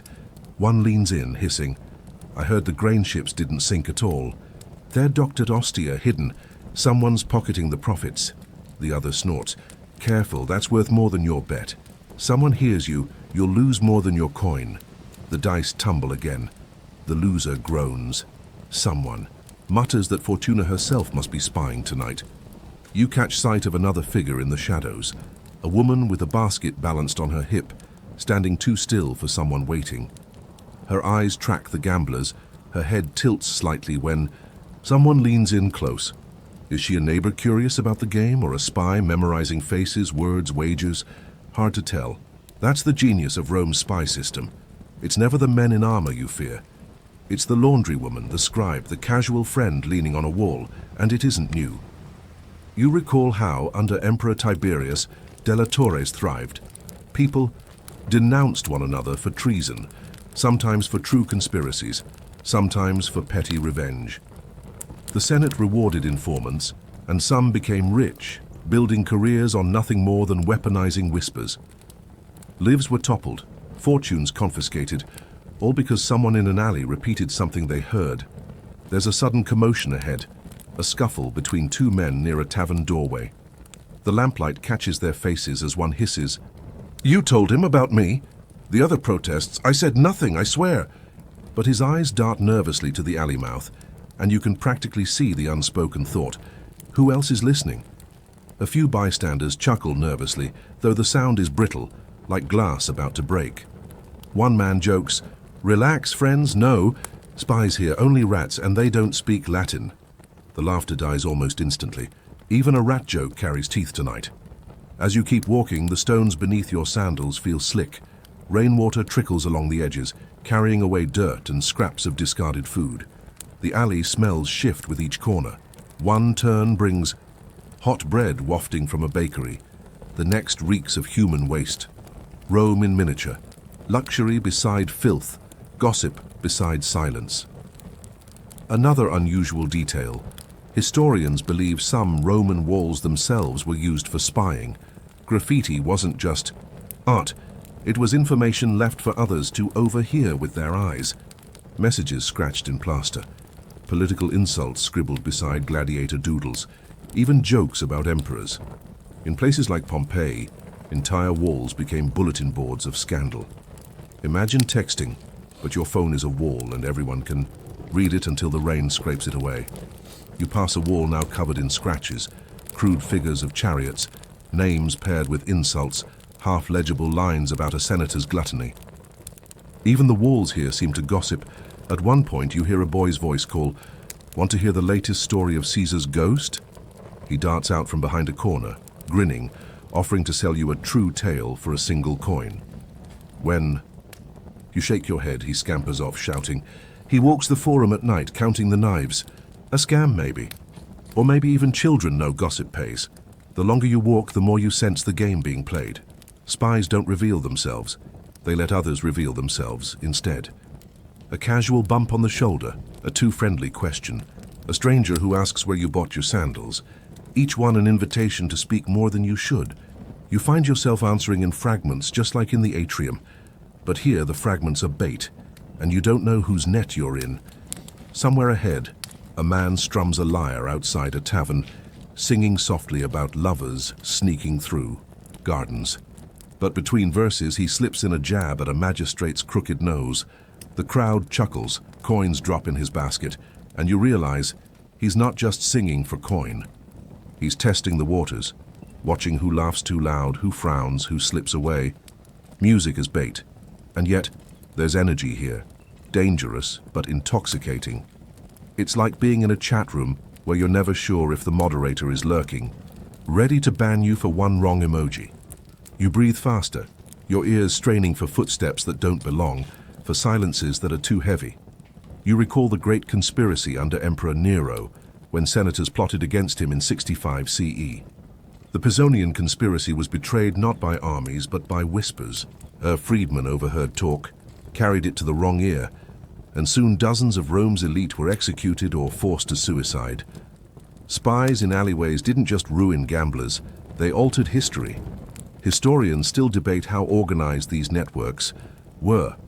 Some argue it was a formal system, others that it was simply opportunism turned into policy. But in alleys like these, the effect feels the same. You never know if the ear next to yours is just a neighbor or the emperor's extension. You pause as a patrol of soldiers marches past the alley mouth, their sandals thudding in rhythm, bronze, glinting under torchlight. In contrast, the alleys shrink back into silence. The gamblers stop, the lyre quiets, the suspicious woman vanishes. When the soldiers pass, the alley breathes again, but softer, warier, as if afraid the patrol left. Spies behind, the night deepens. You realize you've been circling, weaving through lanes where laundry flaps overhead like ghostly banners, where cats dart out of refuse piles, where every window seems cracked just enough for someone to listen. Your skin prickles with the sense that you've already been followed, catalogued, maybe even reported. A final whisper catches your ear as you turn a corner. Two figures cloaked standing close. One murmurs, "Tomorrow at the dice hall, say nothing here." The other nods and they slip apart, disappearing into opposite directions. And you understand, the alleyways are only the first layer. The true stage waits in the dens where fortune, gossip, and betrayal mingle freely under lamplight. The game is about to grow louder, riskier, and impossible to ignore. The dice hall greets you like a cavern carved out of heat and noise, pressing in from all sides. The oil lamps burn lower here, their smoky haze thick in the air, mixing with the sour reek of spilled wine and the salty tang of sweat-soaked tunics. The ceiling is low, blackened with soot, and the clatter of knucklebones on wood rises and falls in bursts, like rain on a roof. You almost flinch with each roll, each slap of palm against table. Each cheer or groan that follows, you push deeper inside, weaving between hunched shoulders, jars of cheap drink tipped on their sides, and men whose eyes gleam with more than the hope of luck. The heat is heavy, oppressive, but so is something else. The sense that the hall is less a playground and more a courtroom, not of marble and judges, but of men and wagers, where a careless word can be your trial, and the verdict arrives quicker than any magistrate could summon. At one table, a man with a scar across his cheek throws his bones with a grin. When they land poorly, he slaps the table, shouting, "Fortuna herself is a cheat. She favors only the emperor's purse." The crowd laughs uneasily. One man chuckles too loudly, then stops, his face blanching as if he's just spilled the dice in the wrong direction. The laughter thins out, swallowed by smoke. It is one thing to accuse the gods. It is another to drag the Emperor's name into it. A hand brushes your arm. A woman in a dark cloak leans in, whispering, "Don't repeat that outside." Or even, "Here." Tongues are weighed heavier than dice. Her eyes flick to the scarred man, then back to you, and she melts away into the crowd. You hear another exchange near the wall, where two young gamblers whisper, "The ships truly are delayed." "I heard it from a sailor." "You fool, don't bring that in here. My uncle lost his fortune for less." "But it's true. Truth weighs nothing if it's heard by the wrong ear." The dice clatter again, louder this time, as if the players are desperate to drown out their own words. The atmosphere reminds you of a modern comment section on the internet. Loud, messy, filled with wild claims, and yet somewhere someone is screenshotting your words for evidence. Except here, the punishment isn't being banned, it's a tribunal or worse. You probably wouldn't survive more than 3 comments before being hauled away. The heat makes you thirsty. You take a sip from a cup of thin wine offered by a server, and it tastes like sour grapes left too long in the sun. It scratches down your throat, a drink made less for savoring than for loosening lips. You can almost feel the room leaning into its effect, alcohol not as pleasure but as bait. A sudden shout draws everyone's eyes. 2 men at a far table stand, one jabbing a finger, the other flushing red. "You said it. Don't deny it now." "I never. You twist my words." The crowd shifts, eager and afraid. This is what passes for entertainment in the hall. Not just dice, but the unraveling of a man's reputation. It's a dangerous echo of something far grander. The trials of Maestas, treason trials, where Romans stood accused not only for daggers, in the dark, but for insults, jokes, even silence that could be spun as disloyalty. Under Tiberius, whole families were destroyed because one man was overheard mocking the emperor's statue. You remember that. You've heard the whispers in the atrium, seen the shadows in the alley. Now here, you watch a miniature version, unfold with dice and wine as witnesses. The scarred man slams his hand on the table again. "I said Fortuna cheats. Not that our emperor does. Who among you would claim otherwise?" The hall is silent. Only the drip of wine from an overturned cup breaks the moment. Nobody wants to play the role of witness, not even for coin. A player mutters nervously, "Best we keep to the game. Fortuna's judgment is cruel enough." The crowd nods too quickly, too eagerly, like students agreeing with a teacher to avoid homework. The heat presses heavier now, mingling with the reek of lamp oil and sweat. Your skin sticks to itself, and you imagine it would take only a spark for the whole room to combust. Words, after all, are flammable here. And yet, amid this caution, gossip still slides out.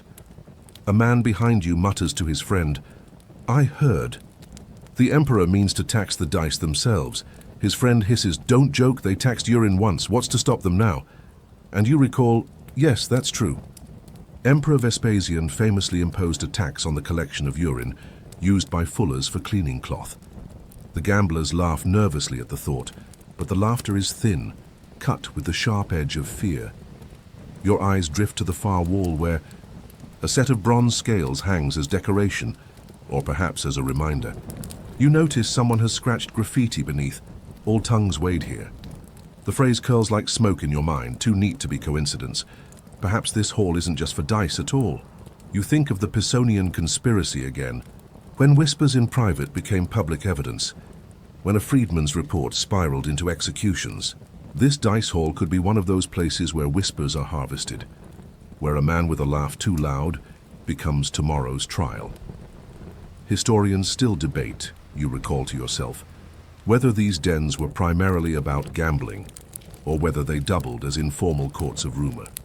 But standing here, pressed between sweating bodies and clattering bones, it feels less like debate and more like fact. The heat builds. You step toward a side door, gasping for air, and slip into a narrow passage. The smell shifts instantly, from wine and sweat to damp earth and mold. The hall's muffled roar lingers behind you, like a sea of voices trapped in a jar. Ahead, the passage narrows further, walls closing in. 2 men stand in the gloom. One holds a wax tablet, stylus poised. The other speaks low and deliberate, as if reciting. You catch fragments. He said, Fortuna favors only Emperor's purse. The stylus scratches, capturing every syllable. A record, evidence. Not gambling at all, this is the true game. The scribe looks up, his eyes cool. Care to add your testimony? The question hangs, sharp as a blade. You shake your head, muttering, I saw nothing. The men exchange. A glance, then turn back to their wax and whispers. You retreat, heart thudding. The dice hall felt hot, but this passage feels colder, like the chill of stone benches in an actual courtroom. Perhaps all of Rome is one long trial. Every alley and hall a witness box, every tongue a potential defendant. And yet, as you step back into the night, the city greets you with the same restless energy. The cries of vendors still pushing stale bread, the flicker of torches reflected in puddles, the faint scent of frying fish carried from a stall that hasn't yet closed. The night is alive, but it feels like the kind of life that's always watching, always judging. You pause, glancing back at the hall, and think of the scarred man's reckless words. Tomorrow, will he be laughing at Fortuna again, or facing something far less forgiving than dice? The answer may lie not in the alleys or the dice halls, but in the polished marble chambers, where rumors are dressed in togas and turned into formal accusations. And whether you like it or not, your steps seem to be leading you toward those doors. You drift upward, away from the dice hall's smoky heat and into the higher places of Rome, where air grows cooler and streets grow wider. The clamorous back alleys fade behind you, replaced by the steady rhythm of guards' sandals and the low hum of torches swaying against marble walls. You feel the shift immediately. Gone is the stink of stale wine and sweat-soaked tunics, replaced with the sharp tang of oil polish on shields and the faint medicinal bite of incense clinging to the stone. It feels cleaner here, but not freer. The Emperor's Palace looms, not as a home, but as a fortress. Its courtyards are vast yet strangely empty, and the silence inside them feels heavy, as though every echo has been chained before it can travel too far. You hear only the scrape of a servant's sandal across mosaic floors, the distant cough of a guard, the creak of a door closing softly, too softly, as if even wood knows it should not make noise here. You step into a long corridor lined with statues of past rulers. Their marble eyes stare with the same cold detachment, their mouths frozen mid-speech. The lamps burn steady along the walls, their light thin and yellow, stretching the shadows long and skeletal. This is not a place of laughter, nor even of conversation. It is a place where words are stored away like dangerous weapons. And in the Uri, center of this hush, waits the emperor himself, alone. You see him in a chamber that should feel grand, but instead looks more like a prison gilded with luxury. The walls are painted with gods and heroes, but the paint has dulled and the air smells faintly of damp plaster. The emperor sits at a table scattered with wax tablets, but none of them hold dice, only reports. Reports of whispers, scribbled. Testimonies, accusations delivered like parcels. His cloak hangs heavy across his shoulders, yet he pulls it tighter, as though even in his own palace he feels the cold. It is strange. You expect an emperor to be surrounded by noise and spectacle, but here there is only the tick of a water clock and the soft crackle of a torch. The silence is suffocating. It reminds you of being the only person online in a dead group chat, staring at the screen and waiting for replies that never come. You imagine what his day must be like. Breakfast of figs and bread, eaten under the gaze of servants who won't meet his eyes. Afternoons pacing the gardens that smell of rosemary and damp soil, while guards trail behind him at a distance. Evenings like this, staring at tablets filled with strangers' words, wondering which of them are lies.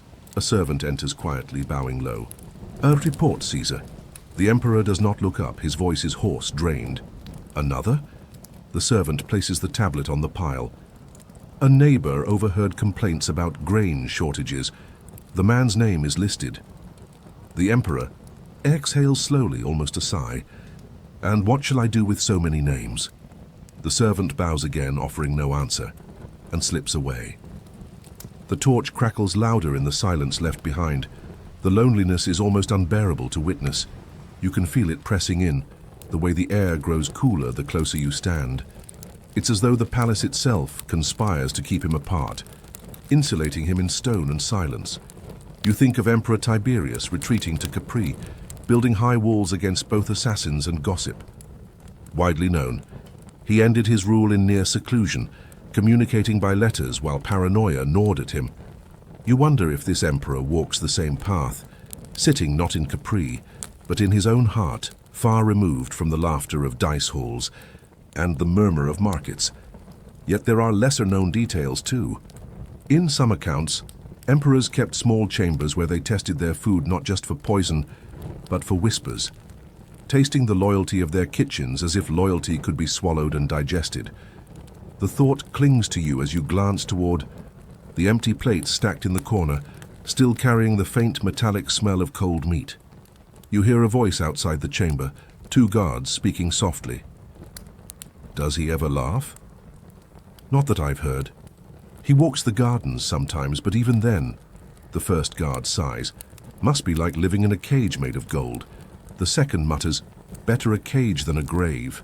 Their words fade as they continue down the corridor, but they echo inside your mind. The Emperor's isolation is not simply choice, it is survival, twisted into routine. You try to imagine stepping into his sandals. The sandals are soft leather, but they pinch with the weight of suspicion. You eat grapes that taste sweet, but wonder if the sweetness hides rot. You hear servants whispering in corners, their voices clipped off the moment you enter. You read reports by lamplight until your eyes blur, then close them only to dream of crowds laughing, not at jokes, but at you. Historians still debate whether emperors were truly prisoners of their own paranoia, or if the isolation was a calculated performance, a way to project untouchable majesty. But in this dim chamber, watching him shuffle another wax tablet into the pile, it feels less like performance, and more like exhaustion. The temperature drops as the night deepens. You can see his breath now, faint wisps in the lamplight. The Emperor shivers, though the fire burns steadily. You realize the chill is not physical. It comes from within, from the absence of warmth that no cloak, no torch, no incense can restore. Another tablet arrives, another accusation, another tongue weighed. The Emperor's hand trembles slightly as he scratches a response. Investigate further. The wax glistens under the lamplight, still warm from the stylus, but the words feel cold. You step back, almost unwilling to intrude further, but the silence of the palace follows you into the corridors. Statues loom in the half-light, their eyes following. The floor tiles chill your feet through sandals. Outside, the city still hums, alive with shouts, laughter, the hiss of frying oil from street vendors. But none of it seeps into these walls. The Emperor's world is smaller than you expected.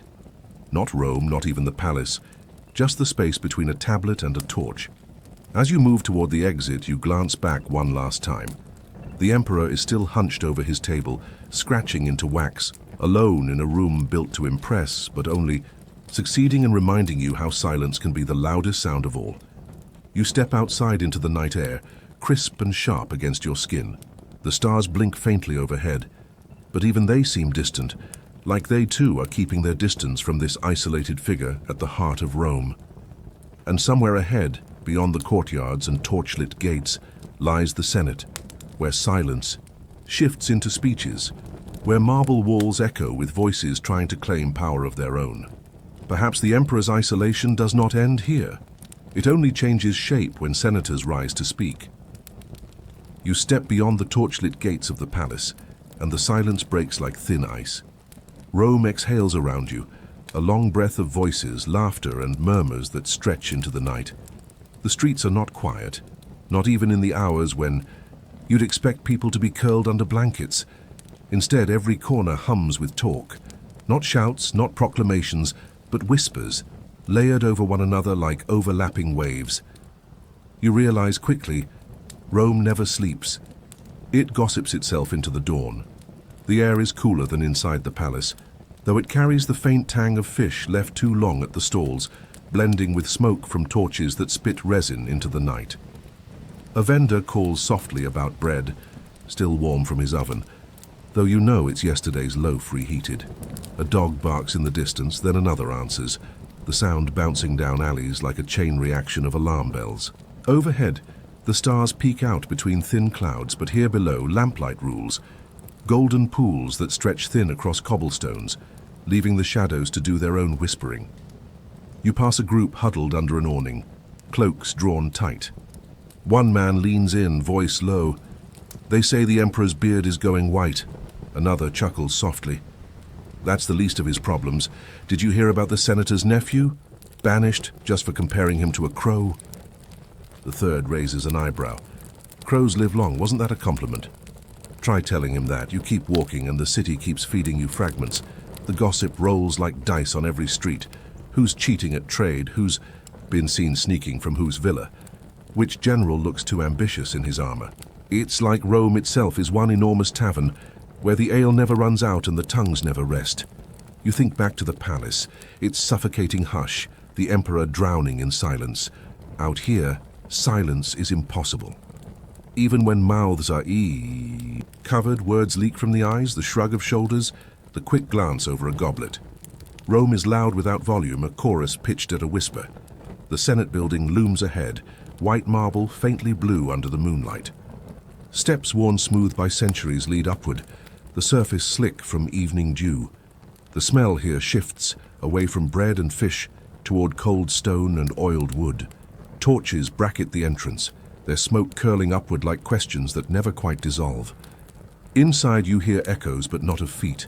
Voices, controlled, sharp, deliberate. Debate still stretching long after the sun has gone down. You slip into the shadows of the portico. Two senators are finishing a hushed exchange.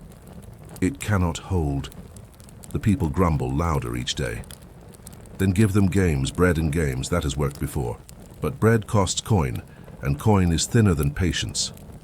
They fall silent as a clerk approaches, carrying tablets stacked in his arms. The men vanish inside, their words already adding to the river of whispers flowing through the city.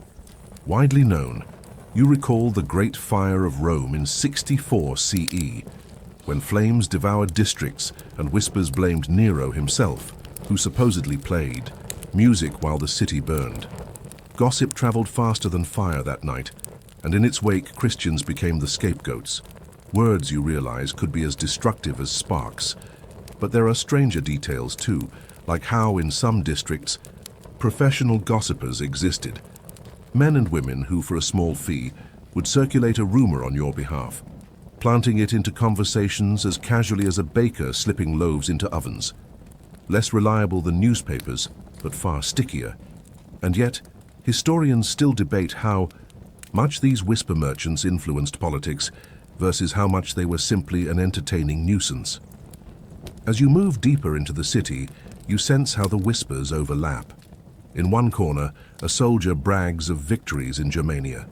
Around another corner, a woman warns her neighbor that the bathhouse water is giving rashes. A boy tells his friend that the charioteer of the blue team has been cursed, and you hear laughter crackle like sparks. The smell of roasting meat mixes with sweat, with damp wool, with the faint, sweet aroma of figs bursting in late summer baskets. Rome is messy, crowded, alive, and louder than any palace could ever be. You pause near a fountain, the water cold, splashing steadily. A man leans close to you, mistaking your presence as invitation. "Do you know," he says, eyes darting, "they found lead in the aqueduct pipes. Lead, and still they drink." You raise an eyebrow, unsure. He nods as if sealing a conspiracy. That's why people are going mad. Not the gods, not politics, just pipes. He vanishes back into the night before you can answer, leaving only the splash of water and a faint metallic taste in your imagination. Rome feels like a stage where everyone is both audience and actor. The shadows, the murmurs, the sudden bursts of laughter. It's like scrolling through a feed that updates faster than you can read, except you can't mute anyone. Everyone performs and everyone listens. You catch yourself thinking, the emperor may control soldiers, taxes, decrees, but this humming web of talk belongs to the city, not to him. A group of young men struts past, singing half-drunken lines about chariots and senators. One shouts, "If gossip were a coin, we'd all be rich." The others roar with laughter, though the sound falters when a patrol of guards passes by. The torches flicker against polished helmets, the clink of armor sharp in the night. The laughter doesn't return until the guards vanish into the distance.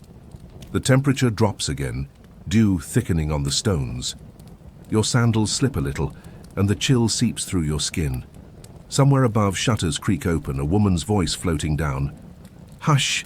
The baby's asleep." Below, a man mutters, "The Emperor should hear us instead." She snaps back, "Then the Emperor should pay the rent." Windows close, but the whisper lingers in the air like smoke. You can't help but compare this to a modern office, where gossip by the water cooler spreads faster than any official memo. The Emperor writes commands onto tablets. The city rewrites, so them into jokes before the ink dries. Palaces build walls, but walls can't muffle whispers that sneak through kitchens, markets, bathhouses, and dice halls. Rome stretches out endlessly, streets threading like veins. And every vein carries not blood, but rumor. By the time you circle back toward the Forum, you've heard enough secrets to fill 10 wax tablets of your own, half-truths, quarter-truths, and the occasional truth hidden among them like a coin, at the bottom of a fountain. You stop once more at the Senate steps. Inside, the voices rise and fall, bouncing against marble. Outside, the people's whispers weave into one continuous hum. Between these two currents, the lofty speeches and the street murmurs, the Emperor stands somewhere, caught, unable to silence either. You sense the tension sharpening, as if Rome itself is leaning closer, waiting for the next story to break, the next spark to catch. And you know soon whispers will no longer be enough. They will turn into shouts, into accusations, carried not in secret but in open air. The night holds its breath. The city whispers louder still, and ahead the Senate prepares to argue not only about Rome's grain and games, but about the Emperor himself. The Forum is quieter now. Though quieter in Rome never means silence. It means the voices have shifted from merchants and hawkers to men in cloaks who love nothing better than the sound of their own arguments. You wander past statues glinting. Under moonlight, their marble faces catching shadows that make them seem more skeptical than heroic. Ahead, on the steps of a library, a small knot of philosophers has gathered. Their hands cut the air like knives, their voices low but sharp. The air here smells of parchment warmed by lamps, of oil smoke clinging to wool cloaks, and faintly of roasted chickpeas drifting in from a nearby stall. A cool breeze snakes through the colonnade, stirring the torches so their flames bow as though politely listening. You approach, not because you plan to join the debate, please, you'd need about 10 scrolls of Greek to fake that, but because the rhythm of their voices pulls you in, like overhearing an argument at a coffee shop and suddenly knowing the details of someone's divorce. One philosopher, a wiry man with a beard that could hide a pigeon, raises his hand. "Gossip is poison," he says, "and poison spreads faster than truth. It destroys men more surely than daggers." Another, stockier, shakes his head, cloak slipping off one shoulder. "No, gossip is the breath of the city. Without it, people choke. It is the voice of the powerless, the only way to strike at the powerful." A third leans back, smiling faintly. Both wrong. Gossip is neither poison nor breath. It is theater, a stage where all of us play. Some act, some watch, but all are complicit. Their words bounce against the stone columns, each sentence echoing like an incantation. You think of the Emperor hunched in his palace, scratching reports into wax tablets, trying to choke off gossip like plugging holes in a leaky roof. And yet here are men treating gossip as philosophy, giving it dignity he would deny. Widely known. You remember how Socrates, centuries earlier, was condemned not just for corrupting the youth, but also because gossip painted him as irreverent, mocking the gods. Whispers hardened into accusations, and accusations became death by hemlock. Philosophy itself had learned the sharpness of rumor. The wiry one gestures with a sharp snap of his fingers. "Did not the fire prove it?" he asks. "When Nero played, his lyre as flames consumed the city. Was it not gossip that damned him? Gossip that turned smoke into suspicion?" The stocky man scoffs. "Or gossip that saved us, for in fear we found someone to blame. Without whispers, who would have rallied against him?" A student nearby scribbles furiously on a tablet, his stylus tapping like a nervous heartbeat. He looks up at you briefly, as if to ask whether you side with his teacher. You shrug. Honestly, you're just here for the show, like when you watch a heated online thread spiral into a 400-comment chain while you eat popcorn. The philosophers' voices rise and fall, and you notice small details, the scrape of sandals against stone as they pace, the torchlight throwing their shadows long and theatrical, the faint smell of sweat under the wool as debate grows warmer, the cool marble of the column against your shoulder as you lean, listening. Someone drops a wax tablet, and it clatters across the steps, startling a bird that flutters up, its wings clapping like impatient applause. The third philosopher, the smiling one, raises his voice again. You see, gossip is not good or bad, it is a mirror. It shows us not only the emperor's cracks but our own obsessions. What we choose to whisper tells us what we fear most. He looks straight at you, as if daring you to disagree. You nod. Politely, the way you do when someone at a party starts quoting Nietzsche and you just wanted another slice of pizza. A bystander joins in, a man with rough hands and a laborer's tunic. I heard philosophers are just gossips with bigger words. The philosophers freeze for a heartbeat. Then the wiry one huffs. At least our gossip aims at truth. The man chuckles. So does mine. But mine costs less wine.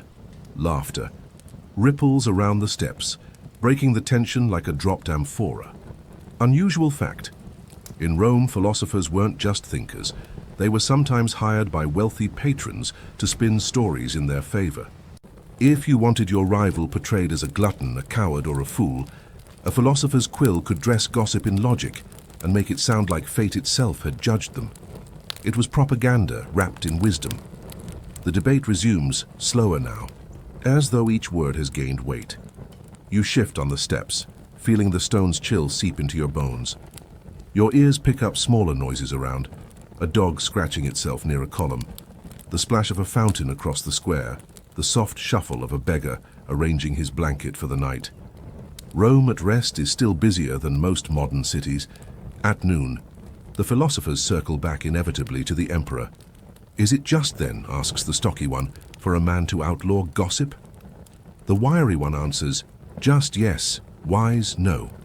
It is like ordering the sea not to move.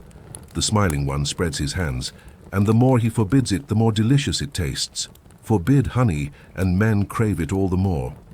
You smirk, like when your favorite streaming service removes a show, and suddenly everyone who never watched it starts demanding it back. Forbidden fruit, forbidden gossip, forbidden sitcom reruns, same principle. Historians still debate, the wiry one adds, whether banning gossip weakens it or strengthens it, whether men forget silence or remember whispers more keenly when forbidden. His voice lingers, a half-question drifting into the cool night air. You notice how the students keep writing, their wax tablets filling with every turn of phrase. The future will read these notes perhaps, and imagine philosophers as giants of reason. But here, up close, they feel more like actors improvising, their cloaks their costumes, their words their applause. Another man in the group turns suddenly to you. And what do you think, stranger? Is gossip a plague or a gift? Your mouth goes dry. You could answer carefully, like a politician. Or you could answer honestly, that it's both, depending on whether you're the subject or the speaker. You clear your throat and say, it seems gossip survives emperors more often than emperors survive gossip. A pause, then smiles. Even the wiry one nods. For a moment, the torchlight seems warmer, the night softer. The debate drifts on, less urgent now, more like wine sipped than drunk. The air smells faintly of spiced garum from a nearby tavern, and your stomach growls in protest. The marble steps press cold into your back, but the sound of the philosophers, measured, rhythmic, oddly soothing, settles over you like a heavy blanket. And as you let your eyes wander to the Senate beyond, you sense the next shift in the story. For while philosophers may argue about the nature of gossip, senators will soon argue about its consequences. Words polished into law, whispers sharpened into daggers. The philosophers fade into background hum, and your gaze tilts toward the Senate's doors, where the night waits for louder voices. The Senate doors groan like tired lungs as you edge closer, the murmurs from inside, carrying into the night like waves breaking against the shore. You slip through the threshold and are swallowed into a world of shifting torchlight, wool cloaks brushing together, and sandals tapping impatiently on the marble floor. The smell is an odd blend of olive oil rubbed into polished beams, wax dripping from candles, and faintly sour wine that some senator clearly smuggled in despite the hour. The air is warm but restless, thick with the press of bodies and the scrape of voices bouncing from wall to wall.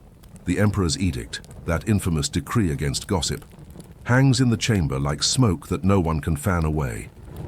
Once it had been proclaimed with such thunder, his messengers shouting it across the forum, tablets nailed at crossroads, heralds wagging fingers like overzealous hall monitors. But now you can feel the cracks. The senators' voices circle around it, soft at first, then sharper, like wolves testing a weakening fence. You hear one man near you mutter, "My cousin was fined for a joke about the emperor's sandals. His sandals. Are we to fear footwear?" "Now," another replies dryly, "careful. If you mention sandals too loudly, the scribes will add a new clause, 'Thou shalt not mock imperial leather.'" You almost laugh, but stifle it. The last thing you want is to be recorded as the stranger who chuckled at outlawed sandals. A senator in a crimson-edged toga raises his voice, gesturing with one hand, while the other clutches a scroll. "This law weakens itself. The more we punish rumor, the more rumor swells. A fine today, a whisper tomorrow, and the city buzzes like flies on honey." His words ripple outward, carried along by nods and low grumbles. You notice the little details of the room, the torches spitting droplets of resin, the shadows stretching like claws along the walls, the faint metallic scent of bronze ink pots, where clerks scribble down proceedings, the cool draft sneaking through a half-open archway at the back. Somewhere in the rafters, a pigeon coos as if mocking the grandeur of it all. Then another senator rises, his voice smoother, practiced. "But if we repeal it outright, what message do we send? That we condone slander? That the emperor's dignity is nothing? Better to amend than abolish." His words are like olive oil poured over a dry loaf, meant to soften, but leaving a slick aftertaste. The chamber shifts with each argument. It's almost like watching a sports match, senators swaying. In Allegiance, the way modern fans flip between channels, only instead of jerseys, you've got men in varying shades of toga white, their folds wrinkled depending on how long they've been gesturing. The conversation sparks a memory. When Julius Caesar was stabbed in that same Senate House generations, earlier, it wasn't brute force alone that killed him. It was the weight of whispered conspiracies building over years. A widely known event, sure, but the irony hums in the air tonight. Emperors can be undone not just by knives, but by words. One senator bangs his fist against a marble bench, making the surface vibrate under your hand. "You forbid gossip, but gossip remains. You punish gossip, and gossip grows. Gentlemen, the edict is a drowning man who thrashes harder the deeper he sinks." His voice cracks with effort, sweat running down his temple. You half expect him to drop a mic if mics existed. From the far side, a calmer voice interjects, "But let us not forget, even an edict weakens slowly, like iron rusting in the rain. Today it is mocked in whispers, tomorrow in laughter, but it is still law until we strike it down." His measured tone draws murmurs of agreement, though others roll their eyes like students trapped in a too-long lecture.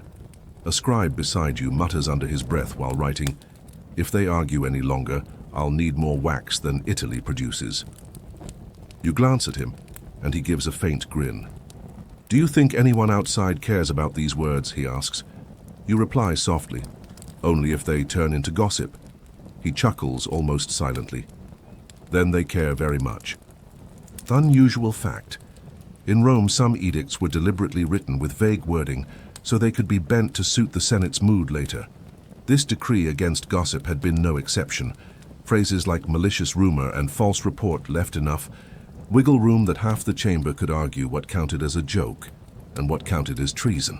In a way, vagueness was its undoing, for every loophole became a whispered escape route. The night deepens and the senators grow more restless. Sandals scuff against marble as men shift weight from one foot to the other. Cloaks are pulled tighter. As a cooler breeze snakes in through high windows, stirring the flames so shadows dance wildly, like restless ghosts. The smell of sweat intensifies, mingling with the dry tang of parchment. Somewhere a man sneezes, and half the room mutters blessings while the other half frowns at the interruption. The arguments pile higher, overlapping until they sound almost like gossip themselves. You think of how debates online sometimes start. Noble. Someone cites a source, another disagrees politely. But by page 12, everyone's arguing about someone's cat photo. The senators here are no different. By the time the third hour passes, they've drifted from gossip laws to old grudges. One man accuses another of mishandling grain shipments, another retorts about tax exemptions, and soon enough the gossip edict is just one thread in a tangle of insults. Yet through it all you sense the shift. The edict is no longer feared, only discussed, dissected, doubted. Authority crumbles not with fire but with fatigue. One senator leans close to his neighbor, whispering just loud enough for you to hear. "Mark me, within a year no one will remember this law." His neighbor smirks. "Unless the historians do." "Historians still debate everything," the man sighs, "including what color toga Caesar wore that day." The chamber chuckles at that, though you know it isn't far from truth. What survives isn't always what was most important. Sometimes it's what was most gossiped about. By the time you step back into the night, the air outside feels fresher, cooler, almost a relief. The stars scatter faintly overhead, the city's hum rolling on as though untouched by the Senate's arguments. But you know better. Gossip leaks through walls, and soon the people outside will repeat what senators dared whisper indoors. And as you walk along the colonnade, the torchlight flickering along your path, you feel the shift growing stronger. That the law meant to silence has itself become the loudest subject of all. Somewhere deeper in the city, the Emperor's messengers are already struggling to keep pace with the tide. The Forum greets you again like a restless animal, its marble bones gleaming under scattered moonlight, and its veins humming with voices. You step out from the Senate chamber into air that feels cooler but no quieter. The debates inside have simply slipped through cracks, reborn on the lips of bystanders waiting beyond. The torches spit and hiss against the damp night, their orange halos dancing over faces both eager and wary. You catch the smell of roasted chestnuts mixing with horse sweat, lamp oil, and the faint briny whiff of fish unloaded earlier at the Tiber. Rome doesn't really sleep, it just changes shifts. The murmurs are back, stronger than before, like a song that refused to end even after the musicians left the stage. News of the edict's weakness is already spreading, carried by slaves fetching water, by vendors tidying up their stalls, by that one guy who always seems to know everything suspiciously fast. Basically the Roman version of a push notification. You lean near a fountain where a pair of women whisper, their cloaks drawn close. "Did you hear? Senators laughed at the law," one says. The other replies, "Then it won't last the month." A passing mason chuckles, "Careful, the walls may repeat you," and keeps walking. You glance at the fountain's surface, rippling with torchlight, and half expect the water itself to whisper back. The streets carry a restless music, sandals slapping stone, distant carts creaking, the occasional dog barking at shadows. Every corner seems to hum with speculation. It's not frantic, it's playful, charged, as if the city itself knows a shift is coming and enjoys savoring the tension. At one corner, a bread seller teases a customer. They'll ban laughter next. "Then you'll starve," the customer shoots back. Their exchange ripples into chuckles from others waiting in line. Humor becomes the currency by which the edict is mocked, and laughter feels sharper than any insult. You pause by a bronze statue of Augustus, its stern face tilted toward the Senate doors behind you. It almost looks disapproving of tonight's events, though maybe that's just the flicker of firelight, carving lines of discontent. You remember the widely known event. Augustus had passed laws centuries earlier to regulate morality, punishing adultery, trying to control private lives. The irony?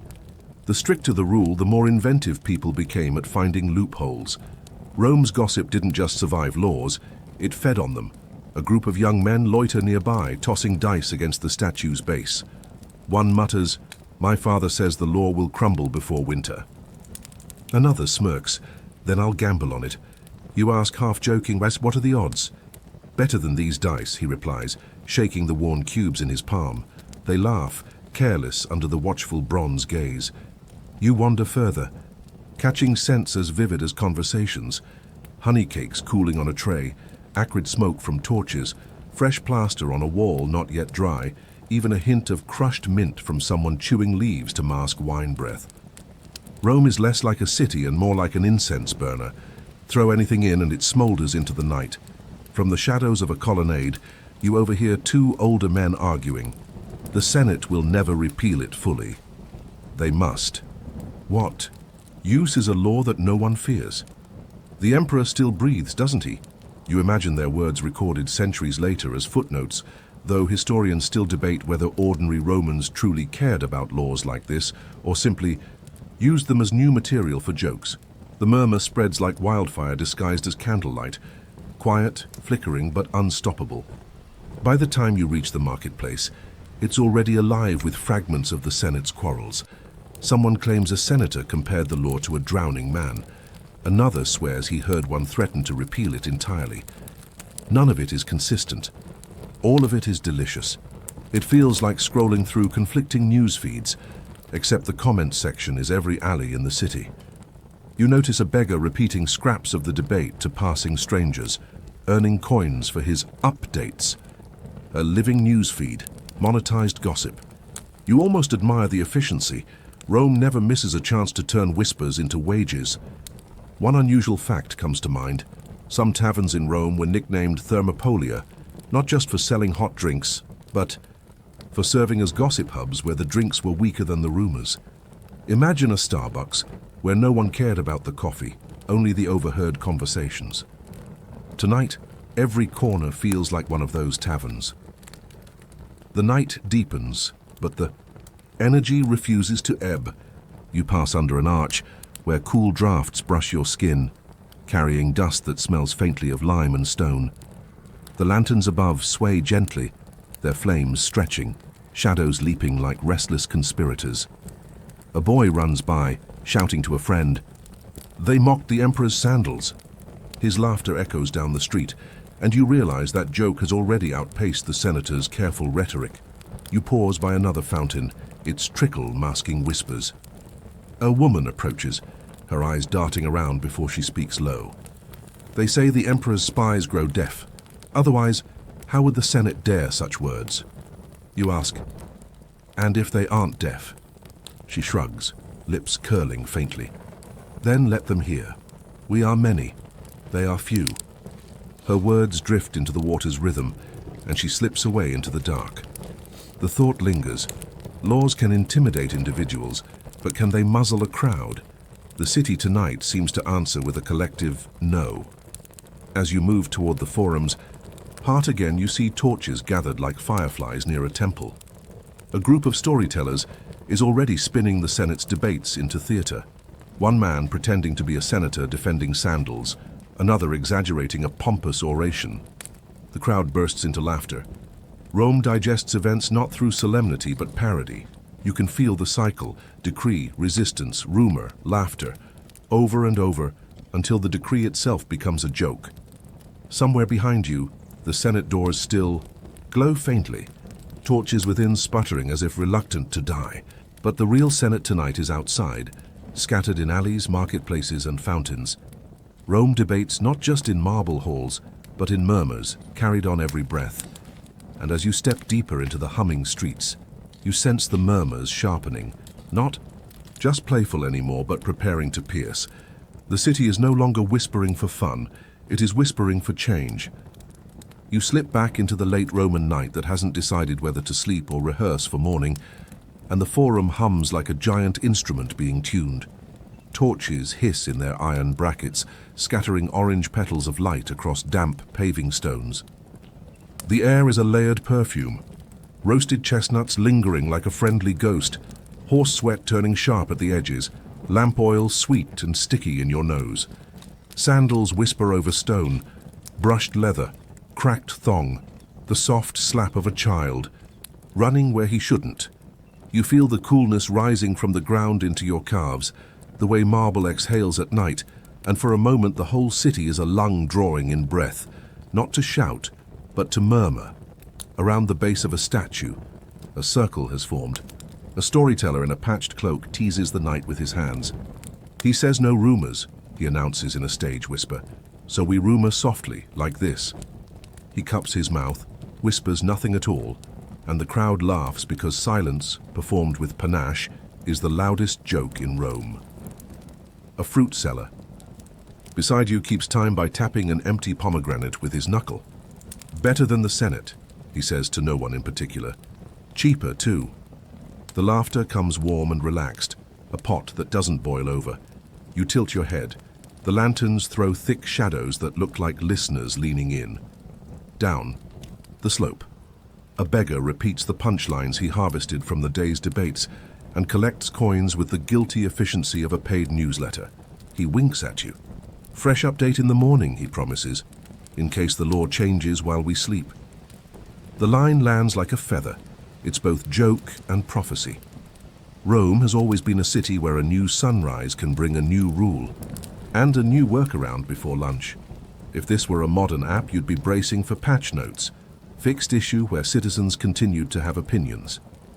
You drift toward the alley where the smell of bread unfurls and the ground warms beneath your feet, where an oven has been roaring behind the wall. A baker's boy, face dusted with flour, darts past with a peel longer than he is tall. Move, or be a loaf, he chirps, and you step aside as a door swings open on a wash of heat that kisses your cheeks and fogs your sight. Inside the bakery is a chamber of stars. The oven's mouth glows like a red planet. Dust motes spin in lamplight, and racks creak softly as if they're stretching after a long nap. Dough sighs under fingers. The baker herself is a mountain. Hove calm in linen damp with sweat and steam. Busy night, you say, and your voice sounds plush in the warmth. Always busy when the city talks, she replies, forming a round with the authority of a minor deity. People talk more, they eat more. Or maybe it's just that talking makes you hungry. A wisp of hair has stuck to her forehead like punctuation. Does the law bother you here? You ask. You hear the crackle of burning wood, the low groan of the oven, and outside the flicking of a horse's tail. She snorts soft as flour. The law is for marble porches, bread is for everyone. Besides, she flips a loaf onto the table with an affectionate thud. Look, on the crust is a little mark, a seal pressed into dough before baking, a ring of wheat, a line, a tiny letter. So they know it's ours. If someone claims I baked a rumor into it, the seal disagrees. She grins. Unusual enough for you? We stamp the bread like it's official business. Imagine the paperwork. You run a fingertip along the rough edge of the seal, feel the crisp valleys in the crust.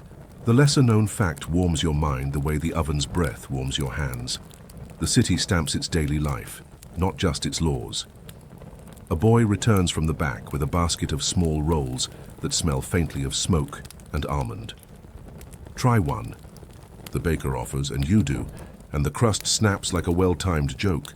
Outside, the beggar hits the same punchline again, and it's still good. A guard wanders past the door, not quite looking in.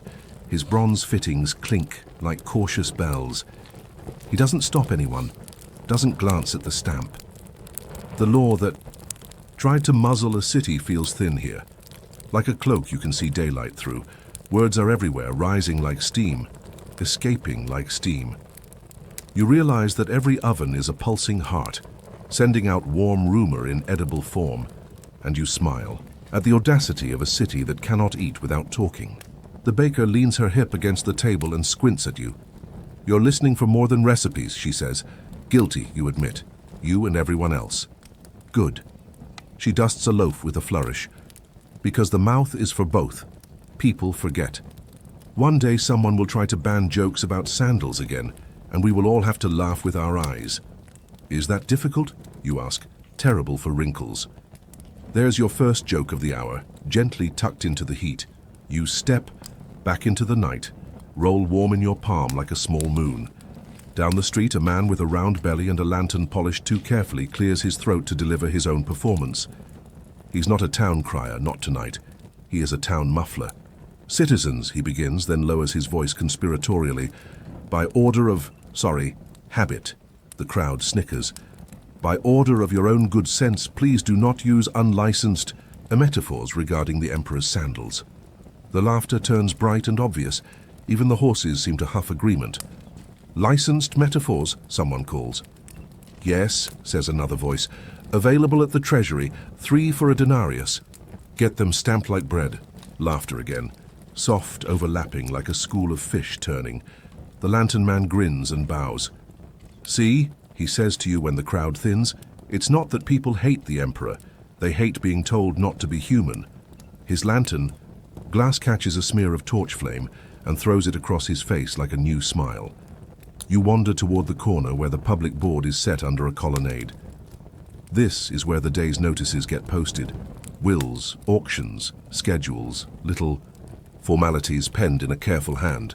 You've heard tales of Julius Caesar's creation of official daily notes, the early public bulletins that might have once been nailed up with precisely this mix of ceremony and chaos. When Caesar was assassinated at the theater of Pompey, the city swelled with tidings and tears. People still trade stories about Antony's oration as if it happened at breakfast. A woman standing near the board clucks her tongue, reading a stale announcement about weights and measures. If they want us to believe the scales are honest, she says, they can weigh my husband's promises first. Her friend elbows her. Careful, she whispers, then rolls her eyes to make the caution itself into comedy. Or don't. The fines seem to be like summer dew, there, then gone. She lowers her voice. My neighbor's cousin's fishmonger. Got a warning for saying the edict was stupid, then the clerk forgot to file it because he was copying a senator's extra long dedication to Jupiter. Priorities. Historians still debate whether the edict was ever more than a public gesture, you murmur, keeping your tone as mild as a lullaby. The women look at you as if you've said the obvious. Of course, the second woman says. Everything is a gesture. Sometimes the gesture is a coin. They move on toward the bakery you just left, their sandals whispering secrets to the stone. Behind you, a young man in a faded purple-edged cloak slaps a palm against the column, giddy with nerves. If we can laugh again, he says to his friend, perhaps we can vote again. His friend snorts. Careful, he says, though there's no bite in it. Next, you'll want a clean bathhouse floor. They fall into a mess of chuckles that smell like wine and hope. Humor turns out to be architecture. It holds the roof up when the pillars crack. You lean against the column and feel its cool core press through your tunic. The city's noises back up like a river at flood. A donkey brays in the distance, as if reciting a senator's speech. The splash of water in a fountain sounds like coins being counted by a god too distracted to check the math. Somewhere a lyre practices the same 3 notes it murdered yesterday. A boy of about 7 drifts near with the solemnity of a visiting dignitary. He studies you, head tilted, then says, "Do you think if we whisper in Greek, the law can't hear? Try it," you say. He leans close and breathes baklava with exaggerated secrecy. That's not Greek, says a girl who appears from nowhere, arms folded, hair escaping its tie like a riot. That's dessert. Exactly, the boy says primly. I'm whispering about dessert. Very dangerous. They scamper off and you feel lighter than you have all night. Children are always the best philosophers. They distill policy into pastry. Near the basilica, a troupe of mimes warms up. It's not the grand theater, no velvet, no careful seating, but the pavement is a perfect stage. A performer wears an enormous cardboard nose, the imperial profile, exaggerated until it's a bird. He struts, preens, and then pretends to listen so hard his ear falls off. The crowd yelps, then howls. The absurdity lands soft and subversive, the way lullabies sometimes sneak lessons under the blanket. The mime picks up his ear, dusts it, and tucks it into his belt pouch like spare change. For later, he says, in a muffled stage voice, ears everywhere. It's irreverent, yes, but the laughter is affectionate, like teasing a cranky uncle. The city isn't raging, it's remembering how to breathe. A woman beside you with a bundle of laundry on her hip smirks. They shouldn't find the jokes, she says. They should find bad jokes. Think how rich we'd be. She adjusts the bundle. You catch a clean mineral tang that reminds you that Romans once used some very odd methods to get their togas white. You lift a brow and she rolls hers back. Don't ask, she says. You do not want to know. You do know, but you both agree silently, not to say it aloud. Some whispers are better left in the laundry. Down the way, a frail town crier leans on his pole. His voice, earlier so ironclad, now curls like smoke. You again, he mutters, with a grin that's more tired than sly. You still listening? You nod. He gestures toward the crowd, laughing at the mime. Funny thing about laws, he says. They're loud going out, quiet coming back. He pats his chest. We carry them, but they carry us too if we're not careful. Did you ever announce a law you didn't believe? You ask. Ha! He flicks a finger. Announce believing is extra. I was paid for loud. His eyes soften. But I like this. He nods at the laughter, the way it ebbs and returns like a tide. This is Rome, not the shouting, the humming. Are you relieved, you ask? Your breath pearls white in the cooling air. He squints at nothing and everything. Relieved is for after a long climb when you see the sea. He taps his pole twice. This is more like turning a corner in your own house and finding the kitchen. Again. He leans closer, conspiratorial. Also my throat, thanks the gods. There's your second light joke. Too dry and too true to ignore. You walk together for a few steps and a cat chooses you as a path, tail high, fur stroking your shins like living velvet. The crier watches the animal's indifferent grace with a priest's respect. There's your emperor, he says. Answers to no one, eats what it likes. The cat flicks an ear. Somewhere a single note from a flute lingers so long you expect it to apologize. Your shoulders drop a fraction. The night begins to feel like a long-held breath let out slowly. Past the steps where philosophers argued, one calling gossip poison, another calling it lifeblood. You see a small knot of older men sitting like stones in a river. They talk quietly, and their quiet carries farther than shouts. When Caesar fell, says one, the city wept and gossiped in the same breath. Because grief needs a story. Another nods, his hand traveling across his knee as if writing an invisible line. And stories need listeners, he says. Laws can guide hands, but ears have always been freelance. A third man chuckles. Freelance? You're inventing. Words again. The second shrugs. Then hire them, he says, and they all smile into their wrinkles. You let their calm anchor you and watch the sky bruise toward indigo. The lamps take on halos as moisture gathers, and threads of mist climb from the fountain as if the water itself wants to join the conversations. A vendor who has carefully not sold anything since midnight pours you a thimble of something that claims to be wine and tastes like memory. On the house, she says, for listening without interrupting. We don't get much of that. You thank her and let the not wine warm its way down.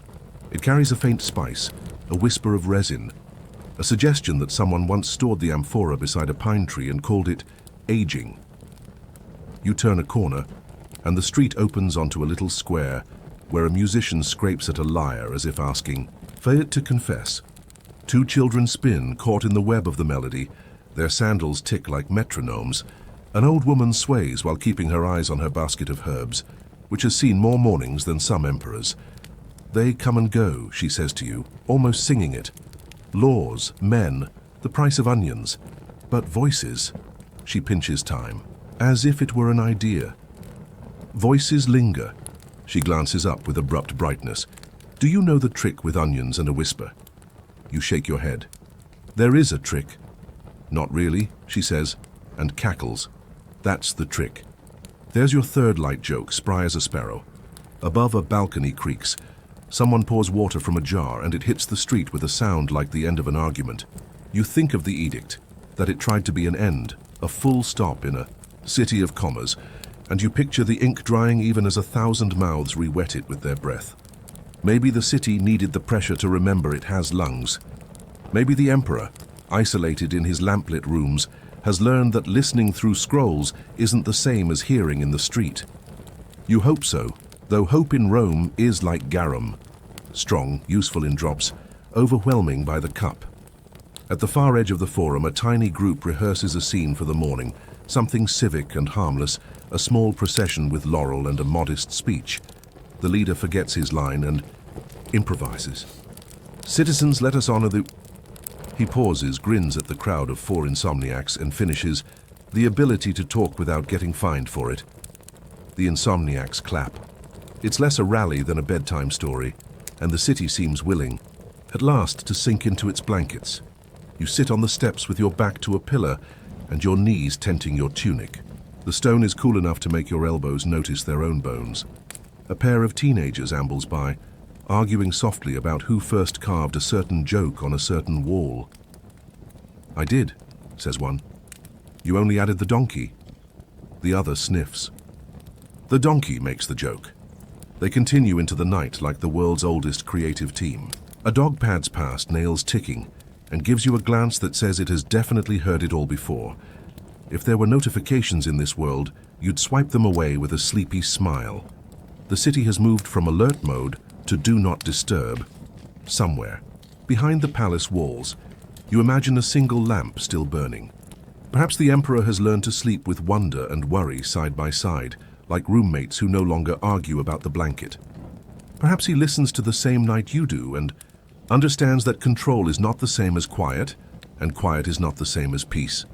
The law he sent out returns to him in softened echoes, sandals, laughter, beggars repeating Senate lines for coins, bread stamped with seals as if to say, "We're ours."